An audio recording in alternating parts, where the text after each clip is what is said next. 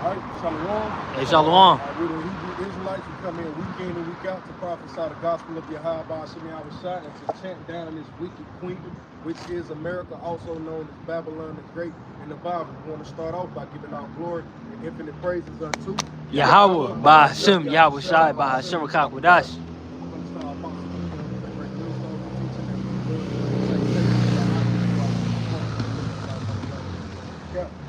we just want to get into another week, man. Brother Could start off in Isaiah 31:1. This is Isaiah chapter 31 and verse 1. Woe to them that go down to Egypt for help and stay on horses and trust in chariots because they are many, and in horsemen because they... Isaiah 31:1. Woe to them that go down to Egypt for help and stay on horses and trust in chariots because they are many. And that's what our people do. Our people have trusted in America, man. With all the atrocities that have been committed by Esau, by way of America, these people trust in this place. He went throughout the world, rape, robbing, and murder. That's how he got the planet Earth, man. But now he moves under the guise of being so-called diplomatic, so-called reform, so-called understanding, so-called spiritual, man. All of these things, he's coming in the wolf in sheep clothing, and yet, and still we have the internet, because Obadiah said how the things Esau sought up and searched out. All we got to do is just go to the Urim and the Thummim, man, and we'll see this dude is still that same wicked, evil individual, man. He's the same guy. Ain't nothing changed about this dude. And with all of the video footage, they still believe in this place. They still believe in chasing the bag. They still believe in one man chasing behind the woman. That a happy wife equals to a happy life. Hey, all of these things, man, our people have trusted in the everything that Esau said. Our people have trusted in it, man. Now it is beginning to fail them here in this day. You had something you want to say? No, I want to go to Isaiah 30. You can. Isaiah 30 and verse 1. Woe to the rebellious children, saith the Lord, they take counsel, but not of me, and that cover with a covering, but not of my spirit, that they may add sin to sin. Yeah, our people are it was only a couple years ago, we was down here, same spot, F Donald Trump. All you ninjas is out here, F Donald Trump, playing that YG and Nipsey Hussle song. Now you begging for Trump again. Nigga for Trump, all right? Same rhetoric, because you love this goddamn devil, man, right? You add sin to sin. Voting is a sin. You're not supposed to be voting. You're not supposed to be trusting in your oppressor who mutilated you, raped you. That's why this man is trying to take slavery out of the Bible, because under his one world order, he wants to bring all people together, all right? And you're gonna believe in that. When they start pushing that MOTV, all right, it ain't gonna be no religion, it ain't gonna be no, different religions and different thoughts. It's gonna be a one world order, but the Lord's gonna break that down. But back to the point, our people add sin to sin, and the Lord calls them rebellious, man. Isaiah 30 and 2. That walk to go down into Egypt and have not asked at my mouth to strengthen themselves in the strength of Pharaoh. They'll run to America for all his wants and needs, because the Lord said he will. And we should go into our enemy for the wants of all things, man. But to hopefully, man, what are they going to do? They're going to turn back to Yahweh Shemi Awashai, because they're going to start to see certain things. They're going to start to see a pattern like, oh man, this ain't working, man. Like, hey, I pulled my pants up, I'm getting shot down. I didn't get tattoos, I'm getting shot at. I cut my dreads off, I'm still getting profiled. None of these things work, man. Now, go to bring that back up. This is Isaiah 30 and verse 2. That walk to go down into Egypt and have not asked at my mouth to strengthen themselves in the strength of Pharaoh and to trust in the shadow of Egypt. Well, you trust in the shadow of Egypt, man. You trust in the supports, you trust in the comforts that this place is giving you. But yet you for some reason, Jake always finds a way to forget the atrocities. They forget the hardship that Esau has brought against us. That's why our people cleave so heavily and so hardly to the little relief of that shadow or that dripping of the drop of water, man. Because they know that really we catching hell over here, man. All you gotta do is look throughout. We feel like we in good case in America compared to what Jake is catching over there in Africa, or compared to the Jakes down in Haiti. Jake be thinking they're in good case. Hey, don't rile the master up. But he the same one that he caused this situation unto you, right? But yet our people still turn not back unto Yahweh Shem Yahweh Shai. We still in the churches, we still marching, we still protesting. Right. What has that gotten our people, man? Absolutely, positively nothing. Right. Your best friend is a white girl, and this white girl that's your best friend, let's get on some race relations. Let's see how quickly her opinion of you changes. Let's see how quickly her view of you changes. Let's see how quickly she changes her behavior towards you. Right. Like you said earlier, never trust our enemies. You can't even trust this man's woman. Going back into the track record, with Emmett Till and some things. What happened in Oscarville, Georgia, which is known as what's his name, Lake Lanier nowadays. They covered it up because one white woman said, "Oh, he touched me. Oh, he raped me." That's how they get down, man. Or going back to Genesis 25th chapter, man, with Esau crying and bitching and thinking he's the victim. Hey, Brandon, you got one? Go ahead. Then Brandon got that. Yeah, go ahead. This is Sirach on Ecclesiastes chapter 12 and verse 10. Never trust thy enemy. Never trust thy enemy, man. The scriptures tell us, never trust thy enemy, man. What? Continue. For like as iron rusteth, so is his wickedness. So just as sure as like you can polish iron, you can leave it in the element and go away from it and come back. I don't care how you treat it. You come back, it's gonna be rust, man. Just like Esau, he can tell you all day long, hey yo, I'm sweet, I'm reformed, I'm changed. All I gotta do is just go on the internet, and it proves that you're a liar, man. You're a liar. You're still the murderer. You're still the raper. You're still the robber, man. Continue. So never trust this guy, man. I don't care what he says. Though he humble himself. Though he humble himself. Did not give you guys democracy. Did not take you guys out of slavery. Did not the United States go at war with itself to free so-called African Americans? Right. This is what they'll tell you, man. Though he humble himself. Didn't I give you Section 8? Didn't I give you Juneteenth? Yeah, didn't I give you food stamps? Thanksgiving? Come on, man. Thanksgiving. He gave us all of these things. Black History Month. Yeah, Black History Month.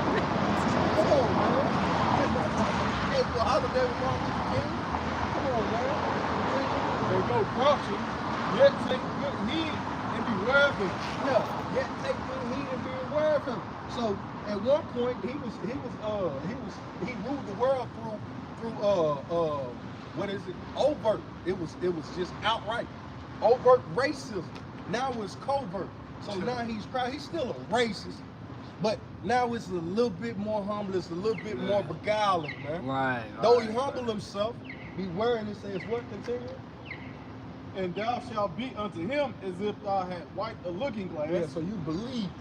You fell for the trick, man, because Esau's a one-trick pony, man. Right. He got it's one formation, and he got 3 players out of this one fucking formation. You a one-trick pony, man. I know where you're gonna line your running back up at. I know where your wide receivers at. I know where your tight ends at. He's a one-trick pony. Read back. And thou shalt know that his rust had not been altogether wiped away. Yeah, so when you really go back and study the film on this guy, that's why we know a lot of these Israelites, they don't do film study like we do, man. We actually study the films and we go into the scriptures. That's where the true film study is in, man. We see this, but we didn't know how to put it together before the Lord gave us the Holy Spirit, man. But through the knowledge and wisdom of Yahweh Shem Yahweh Shai, we consider this man. We're watching him now. Yo, this dude ain't changed, man. So why should I trim? If a brother could give you that in Jeremiah 2:33, man. Why the hell should I trim my ways for this guy? You ain't changed, nigga. But I'm supposed to. The Esau got a favorite term here. It's called assimilation, man. Assimilate. He wants us to assimilate. What ways of righteousness have Esau assimilated by being around you, man? He hasn't assimilated to our ways. You've assimilated to his. We're more evil than this guy, man. But hey, that's the spirit of life, man. We'll get into it. Bring that up. Jeremiah chapter 2 and verse 33. Why trimmest thou way to seek love? So why are you cutting your hair, even though Jake with the dreads is off? Why are you pimping your daughter? Why are you on OnlyFans? Why are you stripping? Why are you rape, robbing, and murdering? Because you're trimming your ways. He showed you the gangster on TV. This is the quintessential epitome of a black man. He got tattoos, he got hair, he keep a gun on him, and he keep a bad bra. He's quick to anger.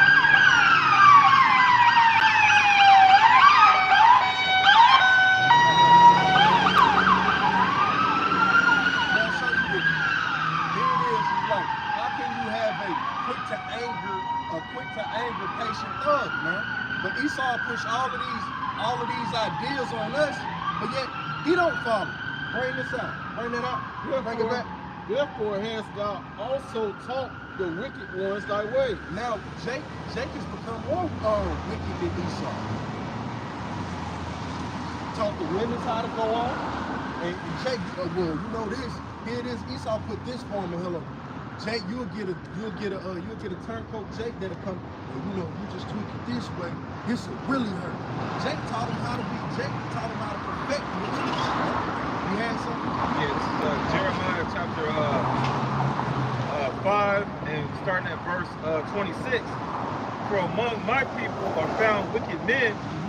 They lay wait, and he that set up snares, they set a trap, they catch men. I think about P. Diddy when I think about that scripture. Verse 28. As a cage is full of birds, so are their houses full of deceit. Therefore they are become great and waxing rich. Now here's the point. In verse 28. They are waxing fat, they shine, yea, they overpass the deeds of the wicked. See, our people, they've taken it to a whole nother level, man. But I believe a lot of these adventures that Esau, of course, the sword, the Lord gave him that blessing. Jake helped further their own affliction, man. On this side, if a brother could about the shop break, I think we're in. Yeah, Yeah, this is the last verse. Salaki.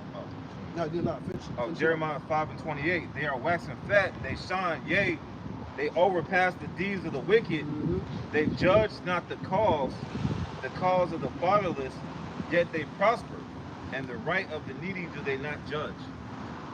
Yeah, because you know you see wickedness going on, and you know, like I mentioned, these guys in the entertainment industry, they're prospering, all right, but they're passing on those wicked deeds, and all these other guys that Esau tells them to follow, they're following. But there's gonna be a judgment for that at the end. You know. You'll bring that out. Because what I'm going to go into is you're catching a lot of Northern Kingdom Israelites. The brother's going to bring it out. You got a thing called the Durian Gap. That's 60 or 30,000 mile trek from Central America into America, man. Our people are catching hell just to walk into hell, man. See how ridiculous that shit is? But that's what Isaiah 30 goes to 31 as well, man. While people trust in this place, and this is throughout the globe, man. America really is that beacon of light, man. The Luciferian. Everybody is flowing into this place, man. And you got our people, you got babies dying, making this trek, old women dying, old men dying, all to come here to get oppressed even more. Just in a different manner. Worse, really, because at least there you're just physically oppressed. Esau ain't necessarily in your face, effing on your mind daily like how it is here in the belly of the beast in Babylon, man. Why you think suicide is so high? It's because it's this mental hell, this mental battle that we're going through. The physical is, hey, it's just a part of it at this point, man. It's nothing. We built for it. With the physical part, we built for it. It be the psychological, emotional parts of this truth that really gets Jake up out of here, man. Right. Movie nature. Yeah. And then hey, sow the spirit, sow with the body. It tells the scriptures tell us that it's the spirit of a man that sustains his infirmities, man. So once that spirit go, hey, you through, bro. Yeah, you finished. Out of here.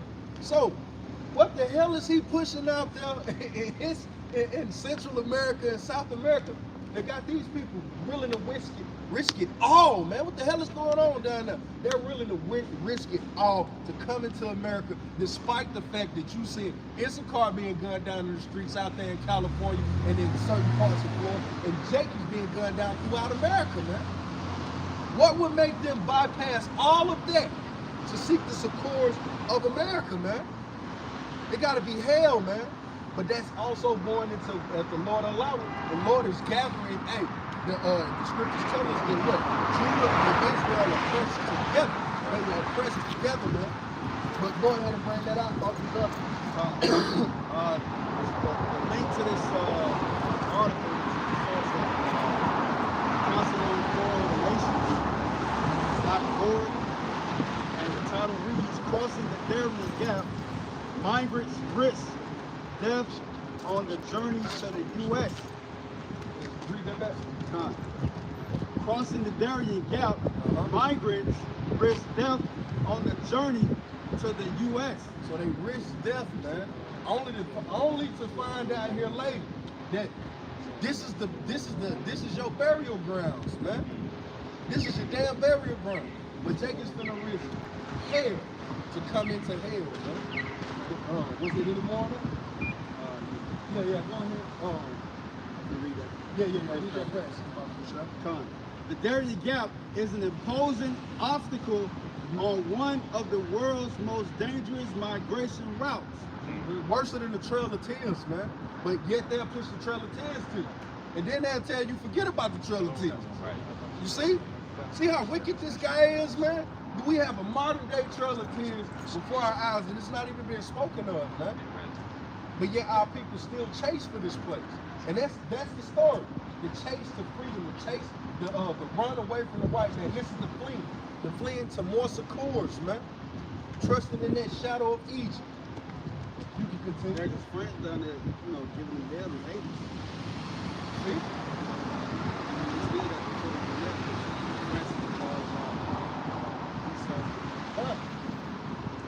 It says the remote roadless crossing on the border between Colombia and Panama. So when we hear the word remote, think of the Florida Everglades. Esau does not like to go into remote terrains, man. Consists of more than 60 miles of big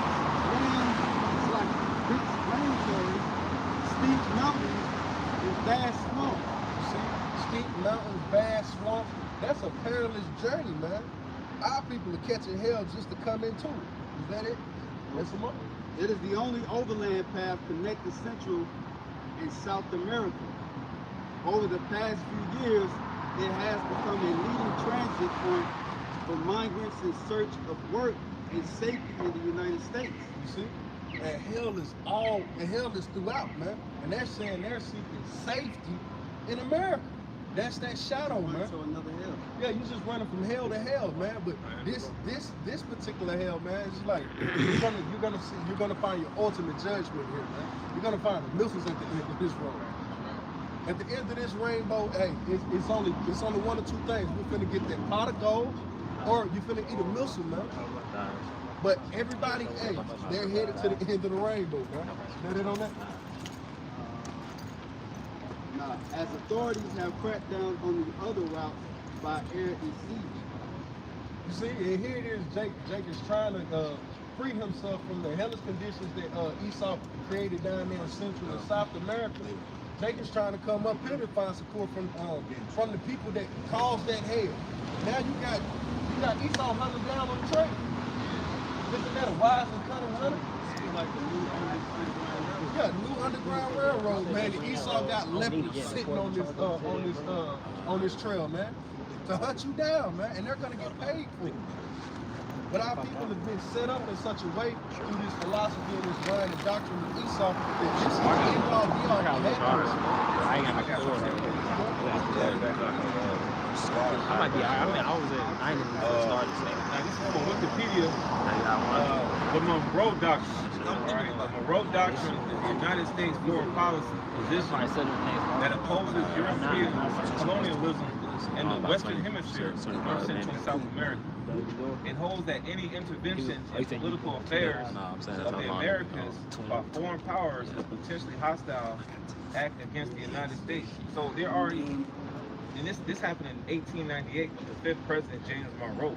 And it says that John Quincy was the one who conspired this together. So since 1898, our people of Central and South America have been indoctrinated by the ways of Esau Edom through his democracy, his wine. So basically, any country that has to do with any other country in Central South America, the United States is going to intervene. That's going to put a spirit on our people that live in Central and South America. Oh, I got to get to America. America. That's why all roads led to Rome. And Jake, if you really wanted to win at one time, you would get the hell out of a vassal state. That's what Judea was at one point. It was a vassal state. That's all these little countries out here. They're vassal states, man. So everything leads back. They get those little concessions. Esau gives certain little concessions to these smaller vassal states, but they get the protection from the big dog, man. And they get the support from the big dog if you're willing to travel that trek, man. And the brother bring that out and homie that Jeremiah matter of fact, bring this out, bring it back to Jeremiah 2.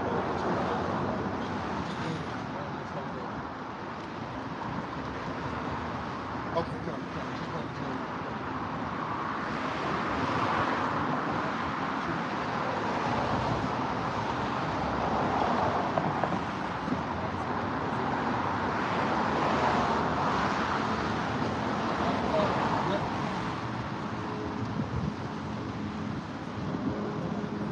Jeremiah chapter 2 and 33.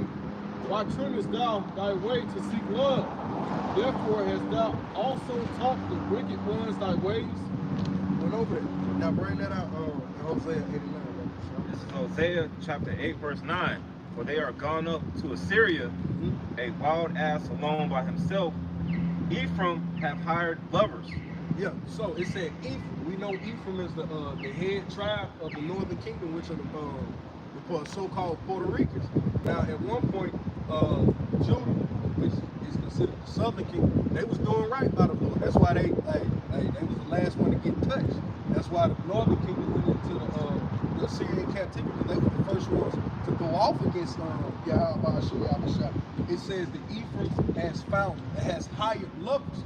So when they departed from Yahweh, they went unto the nations, man.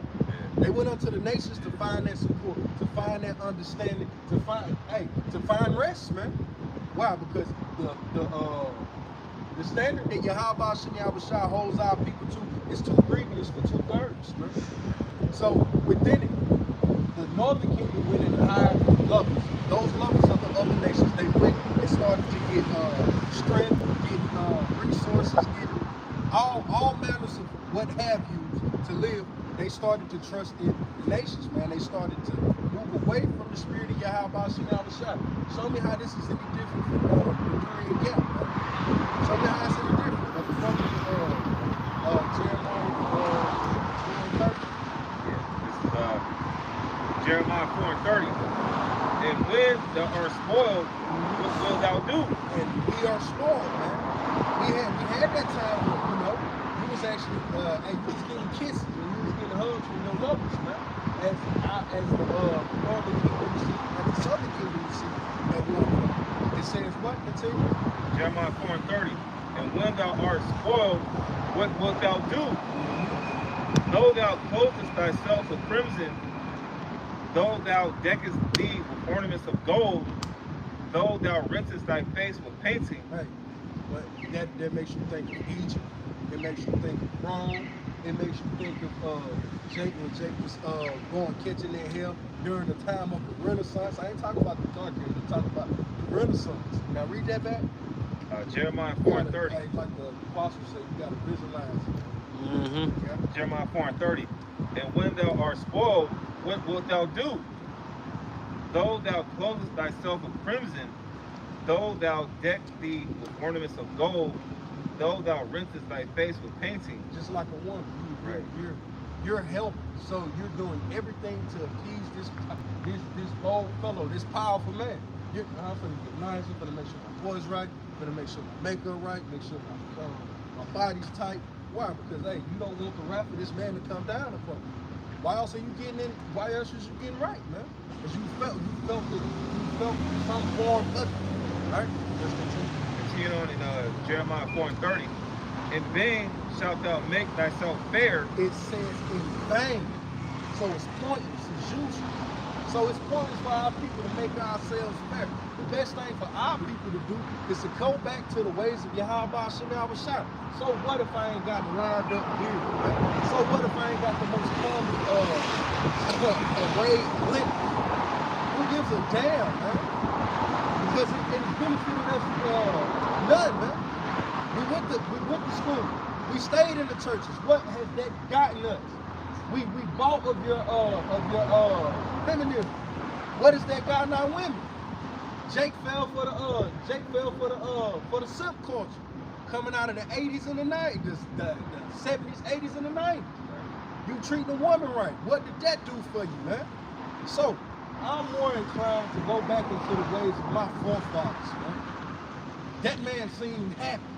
Hell, I'm happier because of it now, man. The Lord said, surely in vain, man. And that's what our people are doing. Everything that they're doing in this society outside of trying to maintain and do the work of Yahweh Shemel Shah, I said, vain, bro. Man, the hell with that broad, man. Fuck your son, man. I don't give a damn about this. My son's gonna go to college. You know it's your nephew. The hell with that nephew. The hell with your son. Hey, all roads lead to chip. All roads leads to Yahweh Shemel Shah. Shit, that what we be looking towards, man. Now read that back. This is Jeremiah 4 and 30. And when thou art spoiled, what wilt thou do? And we're spoiled, man. Continue.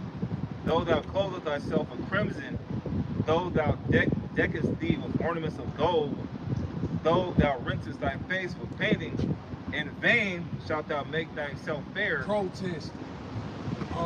Protesting. What else is Jake doing? Voting. No, buy black. What else is Jake do out here in this world? Fucking content influencers Yeah, and bro. creative podcasts. Black excellence. All of this, man. What has it gotten us, man? What benefit has it done unto us or to our nation? How are you any happy? Through all of these things our people do, they're trying to find peace and happiness, man. They're trying to find rest. Right. Have you found it, nigga? Right. Continuing on in Jeremiah 4 and 30. Thy lovers will despise thee, they will seek thy light. And that's the point. You did all of that, and your lover can turn around and be like, I don't like this bitch, man. She talk too much. She got too much energy or whatever. They despise us, man. So here it is. Jake done trimmed his ways in every shape, form, fashion possible. And Esau still hates you, man. Right. He still hates you. So our people going through the Durian Gap for what, man? You better off staying down there with your people. Catch that head. Don't come up here to get more hell put on you by Esau, man. This is the worst feeling, is to be smacked in the face of an inferior, man. Esau spitting in our face, yo, man. It's damn near unbearable in this truth, man. But we deal, but we understand why. We have a hope at the end of this road, man. Unlike Jake here, man. Unlike Jake going through the Durian Gap. How many elect men you think on that trip? You had something? I still got part of Jeremiah. You will bring it up. Jeremiah 4 and 31. For I have heard a voice of a woman in travail, and the anguish of her that bringeth forth her first child, the voice of the daughter of Zion that bewaileth herself, that spreadeth her hands, saying, woe is me now, for my soul is weary because of murders. Yeah, because Israel's compared to a woman, so it's gonna backfire. Even the men in that time, so-called Black, Hispanic, and Native American men, they're gonna realize that this place has backfired on them. right? And they're going to be crying like a travailing woman because they don't have the wisdom, knowledge, and understanding that the brothers are imparted to them. Even in this city, you know, you speak about the so-called Latinos. It's a large influx of Latinos in the state of Georgia. Do you think they sit up here trying to get this word? No. All right, a greater majority of them are not going to get it. Now, we believe in the saving of the souls, of course, but the greater majority of so-called Hispanics here in this state alone, they ain't going to get it, and they're going to be a number to the slaughter. That's right. That's why the scripture tell you, yet again, Lord signified like the majority of the northern kingdom stuck on stupid. Man. I hate to even say that. You know? Make you say that shit. Yeah, but you know, it's got a careful Jake to a degree. Let's get on that. You bring out Jeremiah chapter 3 and verse 1. They say, if a man put away his wife, and she go from him, and become another man's, shall he return unto her again? no, only a sentence. So fucking stupid. Only a sentence. That's what this is like. Shall not that land be greatly polluted? The land is greatly polluted, man. Our people are greatly polluted. That's why you will always hear this. You will hear the term. I didn't understand it coming up, but hey, some of these dudes gotta go, man. Some of these dudes gotta go because it ain't no repairing that mind. You shall see that woman is greatly polluted. But listen to what the Lord said. Ain't no real man. If I pop this woman, I took her virginity, and she go sleep with that guy over there, and she try to come back, I don't want you, bro. That's the true spirit of a man, especially if I know I can go get something just as great, just as valuable. To hell with you, bro. Stay over there. But listen to what the Lord said, because that's the true spirit of a man, the spirit that we speaking upon. That's in my heart, man. But listen to what the Lord said, and I just said in the statement earlier, only a sin would take a woman back after she did something like that. And like, look at the long suffering, and look at the patience and the mercy the Lord have for us, man. And I say, the Lord ain't no simp, man.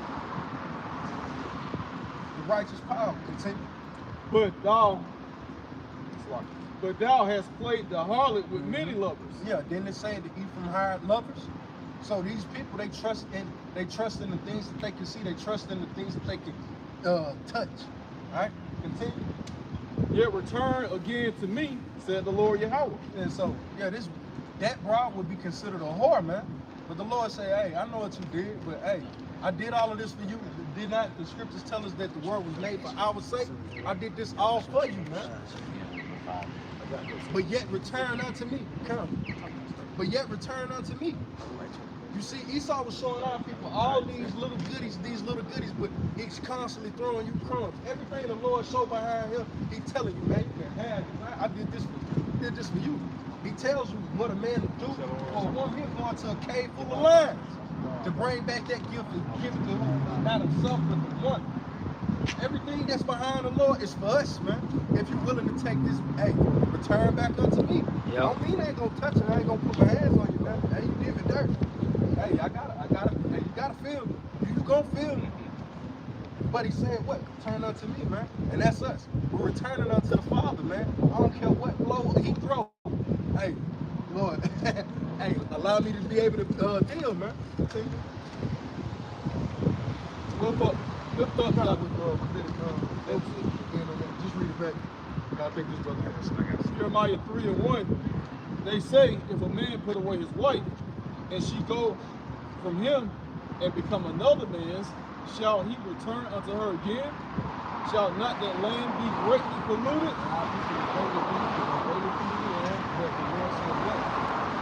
But thou hast played the harlot with many lovers, yet return again to me, said the Lord. How did you play the harlot? You was a drug dealer, you was a trapper, you was a pimp, you was a robber, you was a kidnapper. You broke down the scriptures wrong, bro. Right. He was a Christian, Yeah, you was a Christian, Muslim, Muslim, Hindu, you believe in Krishna, whatever. he was a gang member. Yeah, all of these things, man. But the Lord said, return unto him. I know you was polluted, but I'm gonna clean you up. Right. Now I'm gonna Leave the touch you, white man. man. I gotta let you know what it is. But it says what? Return unto me. And what? Comes healing, man. You can bring out what you have. Hosea 6 and 1. come and let us return unto the Lord. And the Lord, That was all go ahead, though. the Lord's name is Yahweh. All right. When you look up H3068, it says Yahweh. For he have torn. And that's the reason why our people ask what happened with slavery, what happened with the conquistadors, what happened with the Trail because we disobeyed the Lord. That's why niggas don't ask about that shit, bro. Yeah. Niggas don't ask because, as the scriptures is saying, niggas is stupid. So why would a nigga consider? See, a nigga's mind only go old school to a nigga's mind is 93. That's old school. You know, Snoop Dogg is a classical rapper in the mind of a nigga. Okay, so niggas not considering all that shit. That's why the Lord said he created new things on the earth. The Lord got to remind niggas that I'm still pissed off at you. I still am angry about some bullshit that happened 1,000 years ago, 2,000 years ago, 3,000 years ago. All right. Can I get a scripture? Yeah, you got it. Go to Isaiah 1. Because our people do not consider. They don't consider that the Lord is pissed the fuck off at you. See, scriptures say what? That the fear of the Lord is a treasure. The Lord don't put his fear in a nigga. Because really, you know what he want to do? He want to catch niggas off guard. He want to catch you. Like how niggas love, you ever watch niggas in bar fights? You always see a nigga, he be lining up a nigga, right? Yeah. He got that bottle in his hand. I'ma catch you. The Lord want to do that too. The Lord's created that spirit. The Lord really want to catch a nigga with his chin weak. Read that in Isaiah. You know about that great old father. You know, that's how you do your own truth. Right. Catch your ass in the Next Friday, I'm gonna spank you, son. Let the Lord walk in the house, catch you being a monkey on the couch, then he proceeds to wear your ass out. All right? You get that in Isaiah? Isaiah chapter 1 and 3. The ox knoweth his owner, and the ass his master's crib. You're that two of the dumbest farm animals. The Lord is saying they even know who their owner is. You ever watch, you should, again, a nigga doeth not consider. If you ask a nigga to give you a few traits about a donkey, he can't. As far as a nigga's mind goes towards donkeys, is Charlemagne the God donkey of the day. Yeah. A nigga not thinking about what a donkey does. A donkey, Shrek maybe, or Eeyore maybe, but an actual donkey, a nigga don't know. So you ask them, if you watch a farm animal, they know who their owners are. A donkey will know, like, oh, that's my owner. I gotta protect these things, and he take care of me, and he do this, that, and the third. I'm gonna make sure I ain't gonna bite the hand that feeds me. The main proponent, people on the earth right now pushing the spirit that there is no God, are on this side. Right. Yeah. You got a stupid nigga and a nigga woman telling you, hey, I don't believe in God. All right, God don't believe in you, and he's gonna fuck you up. Right. All right, keep going. But Israel do not know. But Israel, you Negroes, Latinos, and Native Americans, you doeth not consider. You don't even ponder upon it. You don't think about why is all this shit happening on the earth. But like the brother's saying, a nigga's mind will ponder on this shit, and then their mind will go as far as, you know what? I should start a t-shirt line. Yeah. That's gonna help us. Start a t-shirt line. Yeah. Let's donate shoes and soup kitchens. Hey, I know what to do. I'm gonna go to college. And that show you how slow Jake is. Jake will tell you, and that's crazy because like I got a cousin that's on that in that street. How is it that you don't believe that the Most High is real, but yet we made it through slavery? Right, exactly. Nigga, what kept this cracker from taking us off the map? He had us in the palm of his hand. Right. What kept him from wiping us off the map, bro? Jake can never come with an answer. The only answer they can say is he must be some good about it, and that little bullshit right there is the very little rudiment of hope that Jake still have in this effing society, man. He didn't kill us during slavery, so it gotta be something good in him, and Jake is still looking for that goodness, not understanding, considering the fact that the Lord said, yo, man, I put this dude here as a belt for you. I'm gonna kick your ass until you acknowledge me. Not all of you niggas to acknowledge me, but my people, the 1/3, the hopefully elect. Those are the only ones gonna turn back. 2/3 of his people shitted on him when he came here, man. You think I want to help that nigga? No, I want him. I want his blood too, man. Y'all have, Jake has Jake has had the wool pulled over their eyes and the imagination and the understanding of who the Lord Yahweh Shem Yahushua really is and how he get down, man. But we're here to wake you up from it, man. Is there more on that? 'Cause I'm gonna step down and let another brother speak. Bring that back. All right, bring that what you want. Isaiah 65 and verse 2. Let's keep going to Isaiah. You gotta step down a little bit. Who's stepping up? But Israel, I just finished this whoever stepping up. Shit, they should know. but Israel do not know, Most definition. my people do not consider all sinful nation of people laden with iniquity. Yeah, laden. You know, when you think about Krispy Kreme donuts, and they put them donuts through the machine and they glaze them over. That's how a nigga is with wickedness. A nigga is glazed with wickedness. I was listening to a Pastor on the way down here. He was talking about, I guess Captain Tazariak and some devil was having an argument about who's more wicked. Man, niggas is the most wicked. Right. Yeah. All right? Right. We're here to tell you, a nigga is way more wicked than a cracker, man. Right. That's why the Lord got to bring this fight. The Lord got to bring outright disrespectful judgment on niggas because niggas take it that far. And want me to prove it? It's Fag Week. It's not Gay Pride Weekend. It's Black Gay Pride. Right. It can't just be gay. Specifically. It's gotta be gay and black. Now you gotta get another, and then they'll participate in the regular gay. So that means niggas is getting extra gayness out. Right. Think about that mathematically. Yeah. They putting out more gay energy in the earth. They double than white dipping. people. Double dipping. Double dipping in the fucking dipping the chip. Pride, shindigs. Yeah, let's finish this Isaiah. I'm gonna throw it to the brother. A sinful nation of people laden with iniquity. Yeah, glazed over, drenched, dripping. Niggas always talk about how much drip they got. Niggas is dripping in wickedness and don't want to change. Right. But you know what? Through the spirit, we don't, like the brother just said, 2/3 of you. So that what that means is 2 out of every 3 niggas that you see on this chart, forget about it. They gonna die. Forget about it. Right. The Lord is gonna wipe their noses. They keep going. A seed of evildoers. A seed of evildoers. All they know how to do is be evil. Tell me I'm lying. Yeah, Shalom. Tell me I'm not lying. Everywhere you go, from one side of this country to the other side of the country, it's just a seed of evildoers on this sign, man. All right? Go ahead. Hey, Bob, Children that are Oh, yeah, corrupters. he just had a quick one. Go ahead. Called the Hebrew Israelites. Well, that's our nationality. Yeah, Hebrew Israelites. Yeah, but this thing right here is really a will going back to our forefathers. It's now being reestablished. Basically, why enemies is ruling over us. I mean, that's what we're going through right now. What is going on? That's basically what this is. That's basically what we're fighting. Damn. This is a nation, really. Yeah. You know what I mean? We coming back together. We're like We're the true underdog. people.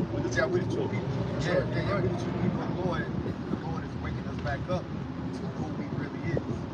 Right. And that's kings and priests. Mark the beast. I've heard about that. What's that called? Jig- Mark the beast. That's your system. That's what the system is headed to. The system in America. Yep. I think it's fucked up. Yeah, it is. That's not right. That's why they turn this system into a fascist The society. news, I mean, you can't believe anything you see in the news. Yeah, it's a The lot. news is fake about everything. Yeah, they hide the real. They're thing. hiding the real truth. It's really a silent World War III going on. There's something going on bad. Yeah. There really is. I don't know what It was it still under national emergency ever since 1933. is. Yeah. Yeah. No, even though, we're not considered as citizens of so-called Negro Latino American, like it is within the midst of America. Well, why aren't they trying to? Israel is where Jesus came from, right?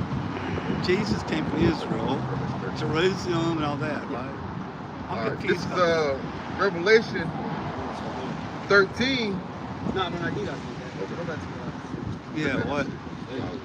I think there's something really bad going on. We finna explain to you in the scriptures what, we probably read. Yeah, I want to hear it all too, because it's We're gonna kind get to that later, because, in the middle of all this, everything is going on, but the most important thing is the Lord's people coming back to Him. The Lord said, I think once we something raise up happening. and Good these people are promises- coming out, and bad people are getting But Once these, I yeah, think yeah, I'm that's Yeah. happening. once these prophecies come to pass, and they say once these prophecies come to pass, which we're in right now, then you know the Lord is going. Are we in Revelations right Go now? ahead. Y'all think we're in This Revelation? is 2nd Ezra Let 9 him and teach. 1. Let him teach. He answered me then and said, measure thou the time diligently in itself, and when thou seest part of the signs pass, which I have told thee before, then shalt thou understand that it is the very same time wherein the highest will begin to visit the world which he made. Now, how is that happening? Well, in Ezekiel chapter 9, verse 4, the Lord said, give a seal unto those that cry and sigh for the abominations they be done in the midst of it. So us being in captivity under our enemies, the land has been taken from so-called Native enemies. They have it. Essentially the northern kingdom, so-called Puerto Rico, The and enemies of- also, yeah. hello, man, be quiet. Also the southern kingdom, the so-called Negroes, the so-called West Indies, the so-called Haitians, they went into captivity as well. We all went into captivity as one, and we all got held under our enemies. And also, the heritage was taken away from us. You know that movie called Roots? Oh, I love In the it. scene, you have Kunta Kinte, which, you know, he's speaking another language. The point is, he's speaking another language outside of the oppressor's language, which that's all scripture and prophetic, going back to Deuteronomy chapter 28, about our enemies coming swift as an eagle flyer. You see the emblem or the symbol of our enemies that have us under their suggestion today, which are the so-called white people, and that's the eagle flag.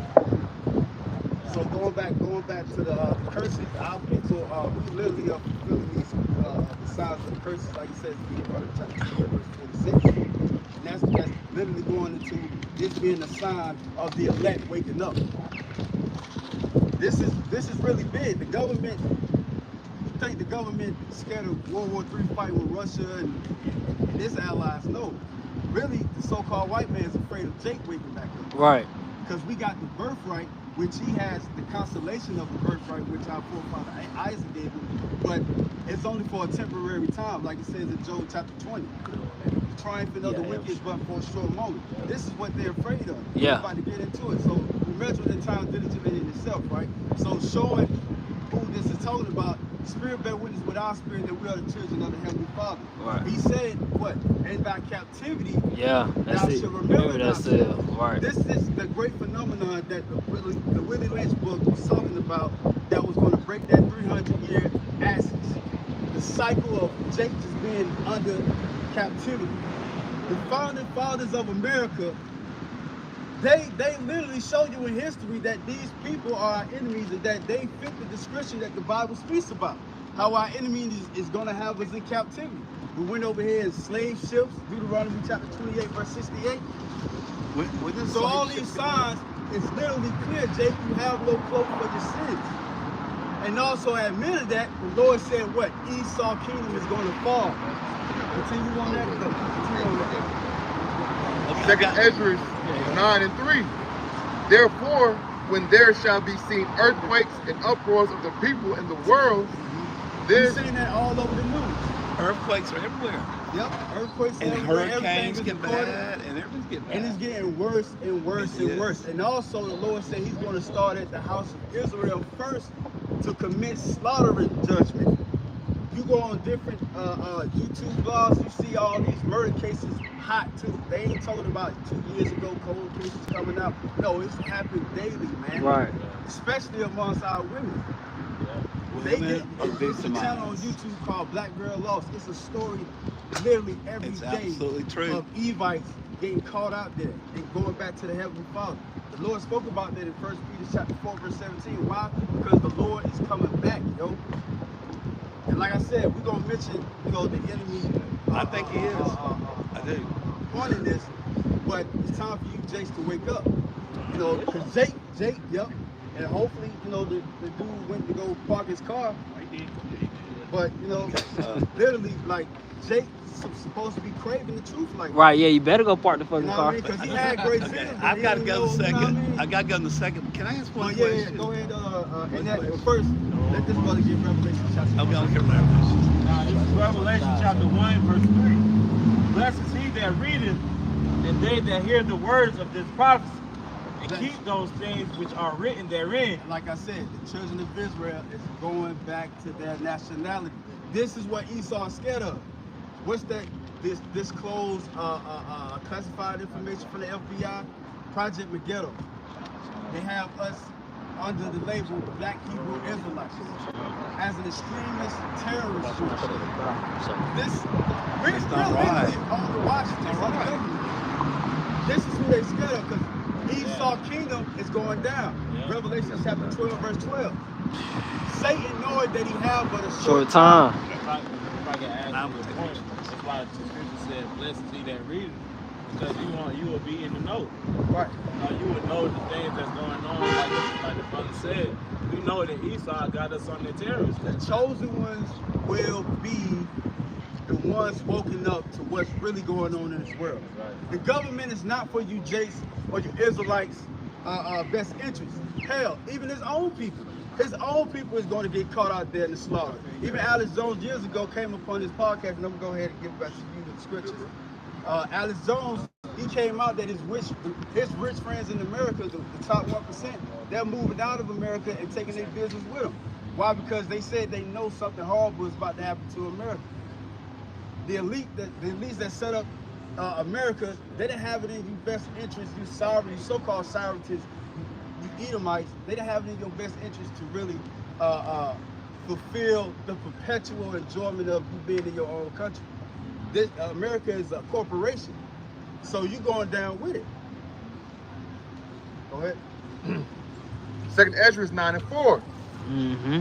Then shalt thou well understand that the Most High spake of those things from the days that were before thee, even from the beginning. Get 2 Ezra 6, bro. This is what the I'm right Lord. there. I'm right there, yeah. This is what the Lord said to Ezra through the archangel Uriel. And guess what? The Lord thought upon these things before it all was created. Yeah. Like it says back in that scripture, 2 Ezra chapter 9. This is literally talking about even before all of these prophecies came to pass. Mm-hmm. For you Jakes out there that's new and that want to try to figure all these things out, the Lord is literally about to unlock your mind to, like, look, this is the very thing, the beginning, so you want to bug out. Right. A lot of J-Head is true, and they don't really get the gist of it. Right. The point is that you don't know the truth.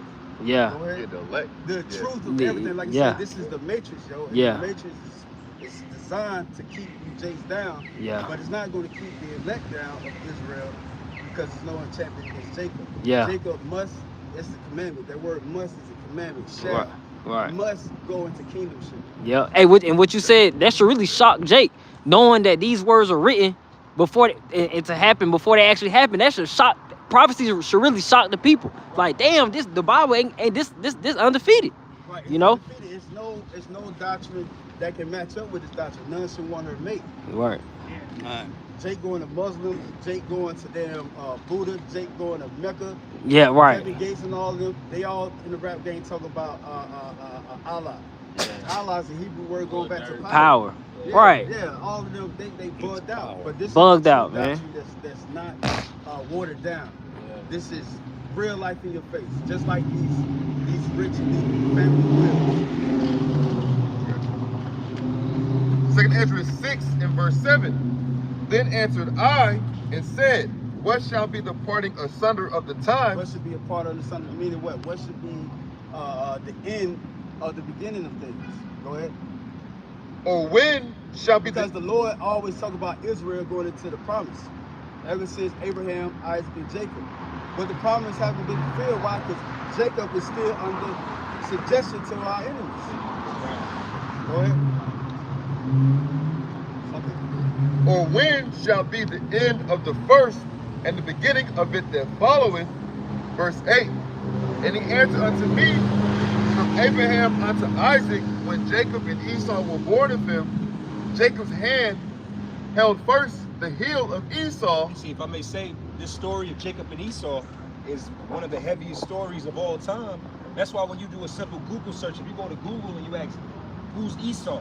you're not gonna find no information. Right. Just like if you look up who's Jacob, they're gonna give you a bunch of lies and deception right there. Because the story, the main, like the brother's going into, the main focal story of all stories is Jacob and Esau. That's it. Everything else is that's the meat and potatoes of everything on the earth right now. Jacob versus Esau. Okay? Nobody's concerned about these other nations. It's gonna come down to the beginning of this. This has been the longest going war on earth. Right. Because the war of Jacob and Esau is really a war of it's a war of good, which is a war of good and evil. It's the manifestation of the war of good and evil in the flesh. Jacob represents the righteousness, the good, and Esau it represents the wicked. Okay? And it has nothing to do with color. Right. It has nothing to do with color. It has everything to do with the spirit of these two nations. The Edomites represents the wickedness, the wicked of the nations. And Jacob, whether you got dark skin Edomites. Right. I think it's a friction in between us, so-called black people. It goes back to the womb. Right. It started in the womb. Yeah. He grabbed onto Esau's heel, right? Because that's a sign of Esau getting pulled down. His kingdom, his empire is getting pulled down. That was a clear sign. So like you bro, if I may ask you a point, if you don't mind. That's why again, when you deal with Daniel's vision, This is good stuff. Daniel's vision broke down. We're at the end, which is Esau is the bottom of Daniel's the statue vision. Okay, he's the 10 toes. That's how far, like you said, blessed is he that readeth. If you understood how deep into Daniel's vision we are, how deep we are into the end of the world, Right. these concepts, like the brother said, beyond just being an Israelite, Right. the world should be shaken. Right. Because the scriptures say what? We're prophets unto the nations. Right. So these other nations should know, oh shit, man, it ain't looking too good. This is happening, the pestilence, the uproars of the people. Yeah. War. Yeah. COVID shit. Yeah, COVID come was on son now. of pestilence. I mean, That's it. And the scriptures speak about it. All y'all prophetic, website, yeah. I can look Yeah, y'all the up at. hidden document, this is He give you a YouTube declassified. channel. Even though a lot of people have this Bible in their homes and cars, they have it in their possession, but this is a declassified information right here. This is top high profile information. Fact. It's a book of secrets. The book of secrets. Yeah, it's classified. It's like not declassified. Classified. Damn, that's a lot. Hey, well, you know what? Through the Spirit, the Lord broke this. What as he upon about it being declassified is Revelation, the 5th chapter, when the Lord broke the seals on it. Right. So really, the Lord did declassify this understanding for the elect to get it, for us to do what? Be able to be in the spirit of Habakkuk, the 2nd chapter, to be able to run and tell, pull down strongholds, all of those. This is Sirach, or Ecclesiastes chapter 10 and verse 3. The unwise king destroys his people, but through the prudence of them which are in authority, the city shall be inhabited. Verse 4, the point. The power of the earth is in the hand of the Lord, and in due time he will set over it one that is profitable. In due time. In due time, the Paul writers, he said, the Lord will not come back until these things happen. Right. Right. Go ahead.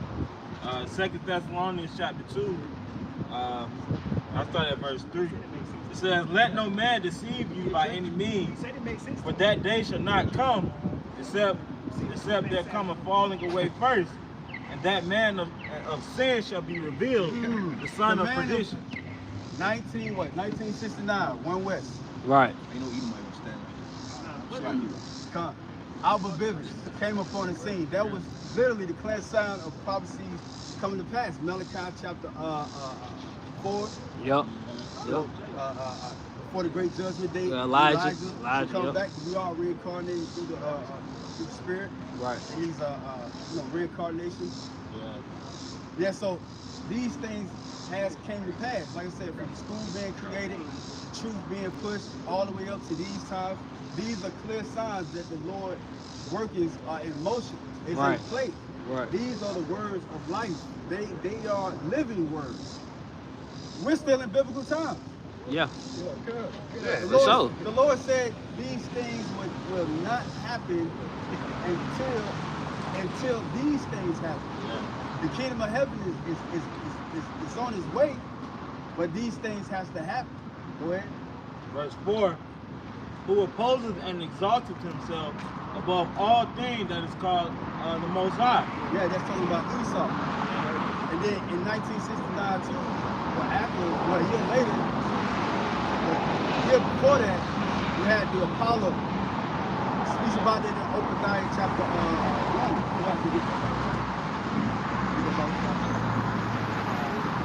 Yeah, where when he set his nest so high, then shall he be brought down. And ever since then, he's been brought down. 1971, the gold standard was taken away from the dollar. Well, I forgot who said it, but it's like every time Esau tried to push that narrative, it's been chopped up the next day or that same day. Right. You know, any narrative that he tried to push out, you know, it's like, yeah, it's been hit with the truth. The whistleblowers out here. Right. And it really all stems from Great Millstone. Right, from the prophet. Yep. Yep. And its reserve currency is losing its grip too. Well, it has already lost its grip. It's just the powers that be keeping it up until they change this whole system. Yeah, But that's Momentum, yep. Brothers mentioned that last week. The prophets of Yahweh Shemel Shah made it cool to call out the white man, call out wickedness on the earth. The prophets made that cool. The people think they doing it themselves. Podcasts, TikTok. No, nigga, the prophets set the tone. right, You know? right. These other nations, these people out here, they just bow down to the powers that be. Right. They don't give a damn. Over there in Ukraine, even though the war is still going on, when those supplies and stuff start coming over there, the people start partying. They had a little, what you call it, alternatives like laws to go and show behind the scenes what Ukraine was really going through. And these people were just partying. Goes to show you, man, these people don't really have it in their thoughts to rise up themselves against the powers that be. Yeah, like when you said the prophets, man. Like, man, Jake wasn't. When I say Jake was so-called Negro man, man, y'all wasn't. Man, like I better say earlier, 10 years ago, man, Eve could do. The so-called black woman could do no wrong in your eyes. Yeah. No wrong. Now look 10 years later, man. Now it's cool to go online and, hey, you know, you black woman, you gotta show some respect. Where do you think that came from? That didn't come from y'all. Right.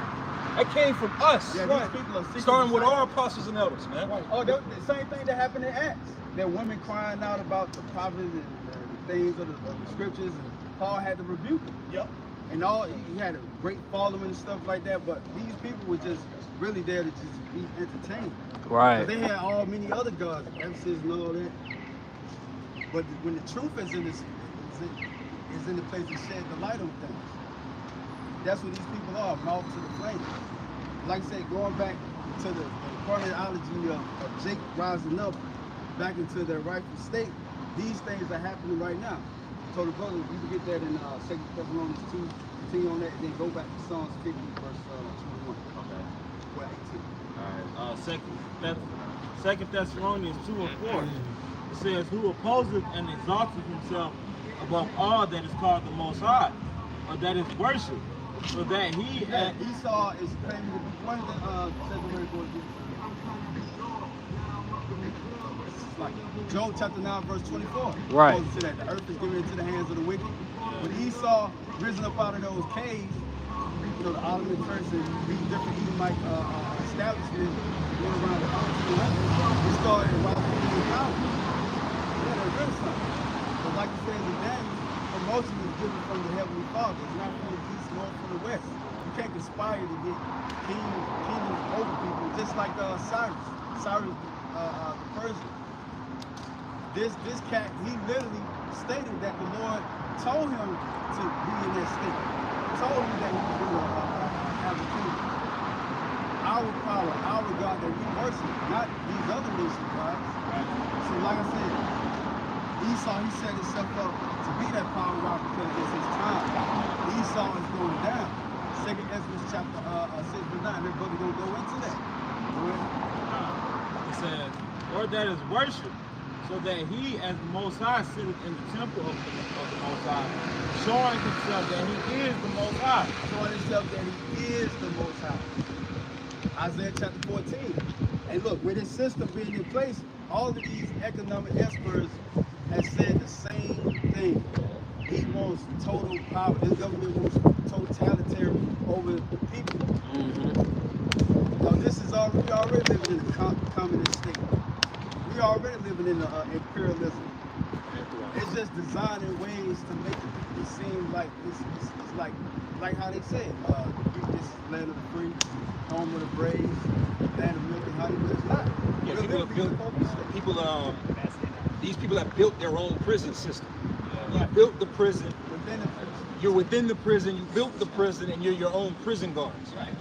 That's what Esau did. He made you believe that you're free in the process, Right. which is crazy. And the liberties that you have to pay for. Facts.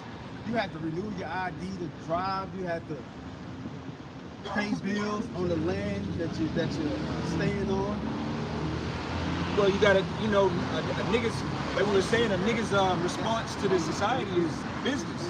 Get your businesses going. Well, if you could have $1 billion business idea right now, you still gotta go to the white man and get permission to do business. Right. And you gotta have a loan. Beyond the loan and shit.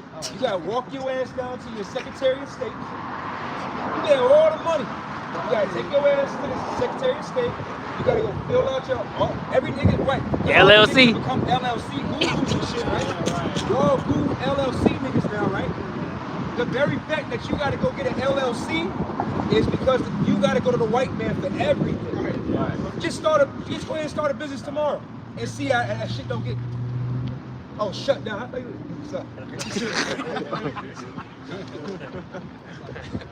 I thought he was running with the dog. You got it. Yeah, that's Esau's system, and he's making himself like a god. Because all of these things is benefiting him. That's why the Lord is telling you, Jason, to rise up. Wake up, you people, because we're the people not desired. Zephaniah chapter 2, verse 1 goes into that. Yeah, the scripture saying, Sirach, the 12th chapter, never trust thy enemy. Yeah. A lot of our people that's on this sign don't even know who their enemy is. Right, You know, outside the person that's living right beside them. Right. You know, And some don't even think they got envy. Right. Nigga don't got no envy. Simple as nigga. Yep, they know it's like the time of Nineveh, man. There's nothing new under the sun. They need to know they left when they right.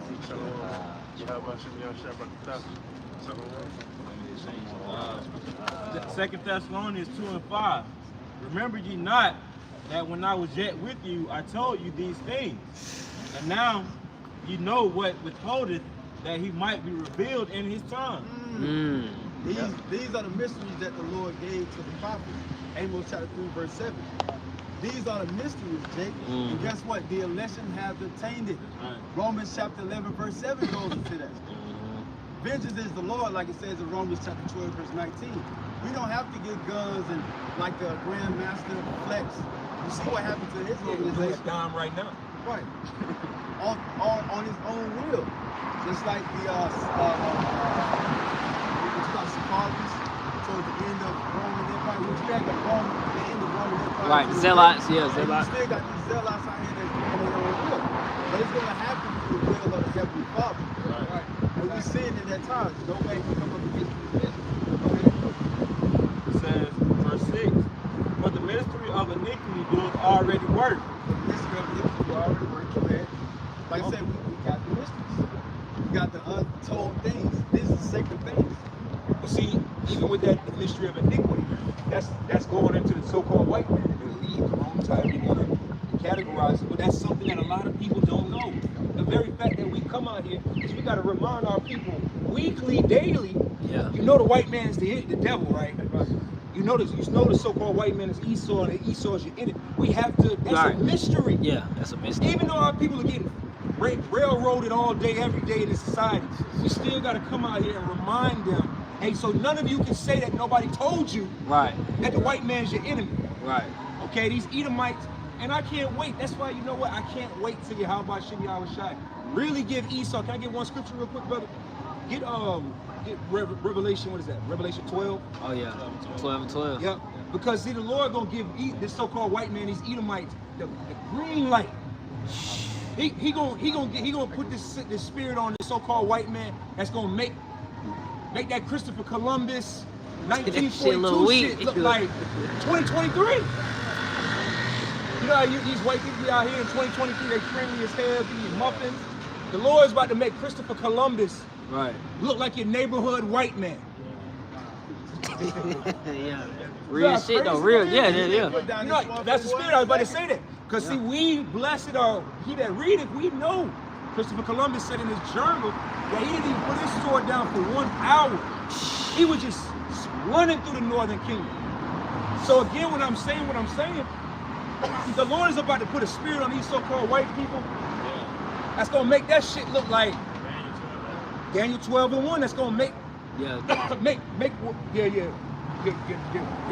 atrocities of Esau look like child's play, Disney World. Okay, Right. you got that? I got it.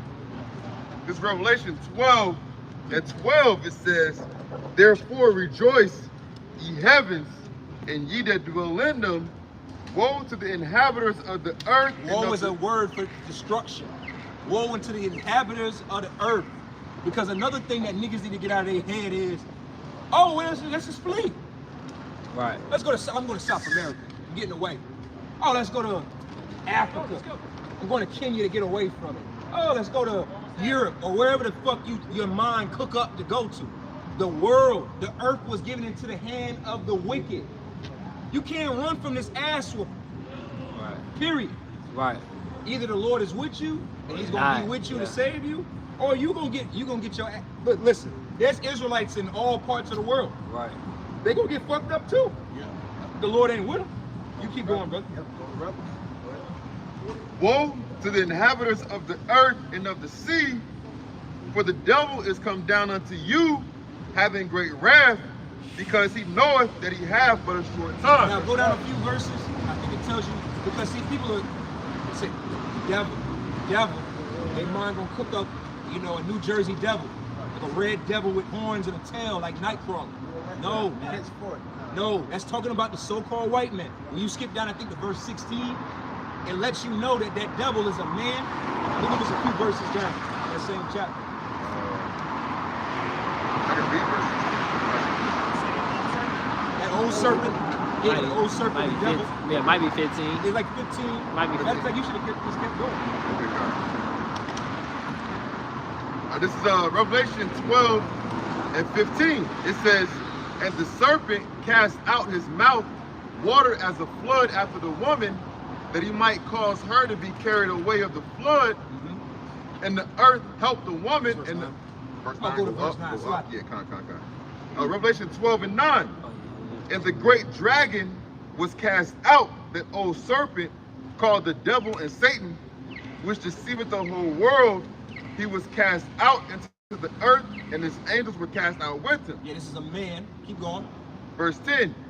"And I heard a loud voice saying in heaven, now is come salvation and strength." See, that's that like you read earlier. Blessed is he that readeth. See, we understand greatly back here, it has to get a lot worse before it gets better. It got to get a lot worse out here. So we're not putting off the bad day for our own safety. Right. We understand there ain't gonna be no food out here, there ain't gonna be no resources out here, it ain't gonna be no energy out here. Right. The only thing that's gonna be out here is you and your faith. Yep. That's it. All this extraness, and if you think you're gonna find comfort, you got another thing coming. All right? Keep going, brother. "Now is come salvation and strength, and the kingdom of our power, and the power of his anointing. See, in the power of his anointing." Keep going. For the accuser of our brethren." There we go. For the accuser of our brother. You know who that is, right? Who's always on the news saying, or on the internet or social media saying, well, you know, crime is bad. Chicago. You see how those Negroes, niggas in Chicago are, statistically speaking, the black man is just violent. Right. 13% of the population, 50% of the violent crimes. Right. 13%. Chicago. That's that accusing spirit of us, man. Yeah. And all right, it ain't no red beastly like creature under the earth accusing us of shit. That red beast is on the earth in the form of a so-called white man lying on us all day, every day. Because the word devil just means adversary. Right. Well, Satan just means adversary. Devil just means Deceiver. deceiver. Yep. He's the deceiver of the scriptures. Yeah. Yep. And we're living in that time. That's right, brother. Go ahead. See, when it says, for the accuser of our brethren is cast down, which accused them before our power day and night. See, and they don't get that part. Like you said earlier, brother, they don't get the part of how deeply spiritual the elite of all nations know what the hell is going on. Right. The commoners of all nations, you common Edomites, you common Moabites, you common Ammonites, Right. you common Japhites, Ishmaelites, and if you don't understand, you gotta catch up. You gotta catch up and learn who the fuck I'm talking about. Right. The commoners of all you other nations, you don't know what the fuck is going on. Right. But I tell you what, the elite of Esau know what's going on. The elite of Ammon, Moab, the elite of Ham, the elite of Israel. Prove your point. That video I sent this morning about I was watching the NBA Finals, the 2000 Yeah. NBA Finals, and in that commercial, you had Bill Gates talking about some shit that's going on now. Right. You know what I'm saying? Right. 20 fucking years later, 23 years later, he talking about a digital world fucking commercial. Right. 2000 NBA Finals. And tell me that the elite don't fucking know what's going on. And that was the perfect time of the check age popping up. Right. The increase of knowledge shall increase. Daniel chapter 12, verse 4. Right. See Right. how these prophecies just lining up and they coming into play? Yeah. Go ahead. Revelation 12 and 11. And they overcame him by the blood of the Lamb and by the word of their testimony, and they loved not their lives unto death. This is the example of that. Because in the mid of Esau doing his thing, the elect is going to rise up. Like I just pointed that question Right. earlier, but you got to get no more. Psalms 50, verse 18 through 21. This is exactly those scriptures literally taking place. And like you said, we ain't gonna always have this peacetime. You know, like you said, Christopher Columbus is going to be like your neighborhood white man. But like we mentioned, Santa Claus. yeah. Right. Not bad. Yeah. Y'all crazy? Yeah. Yeah. It's gonna be bad, but Daniel told me one. It's not gonna always be like this, Jake. So Jake, you better hearken, because shit, we ain't gonna be out here for long. They already got in an article about the control of the internet. Right. They keep bringing that up. Have you noticed through the news they keep bringing up things that would just cripple the economy, but it hasn't yet. Oh well, Dawn, you can't forget during the time of the bid, we weren't out here. Right. We were removed from the inner city, man. For a good year, that For a whole good year. year. That whole year, yeah, you're right. In some states, brothers was moved off the corner too. Yeah. And like I said, going back to many things that they show up in the news, it hasn't totally fulfilled itself yet, especially according to the scriptures. Like this Crown 19 strain, they don't have this in the news ever since the post Crown 19 year of the lockdowns. We still had news about this new strain, maybe a lockdown, but it hasn't happened yet. Why? Because the Lord is holding it back. Yeah, because that shit for 2020, 2021, that was a big beta run, a trial run, okay?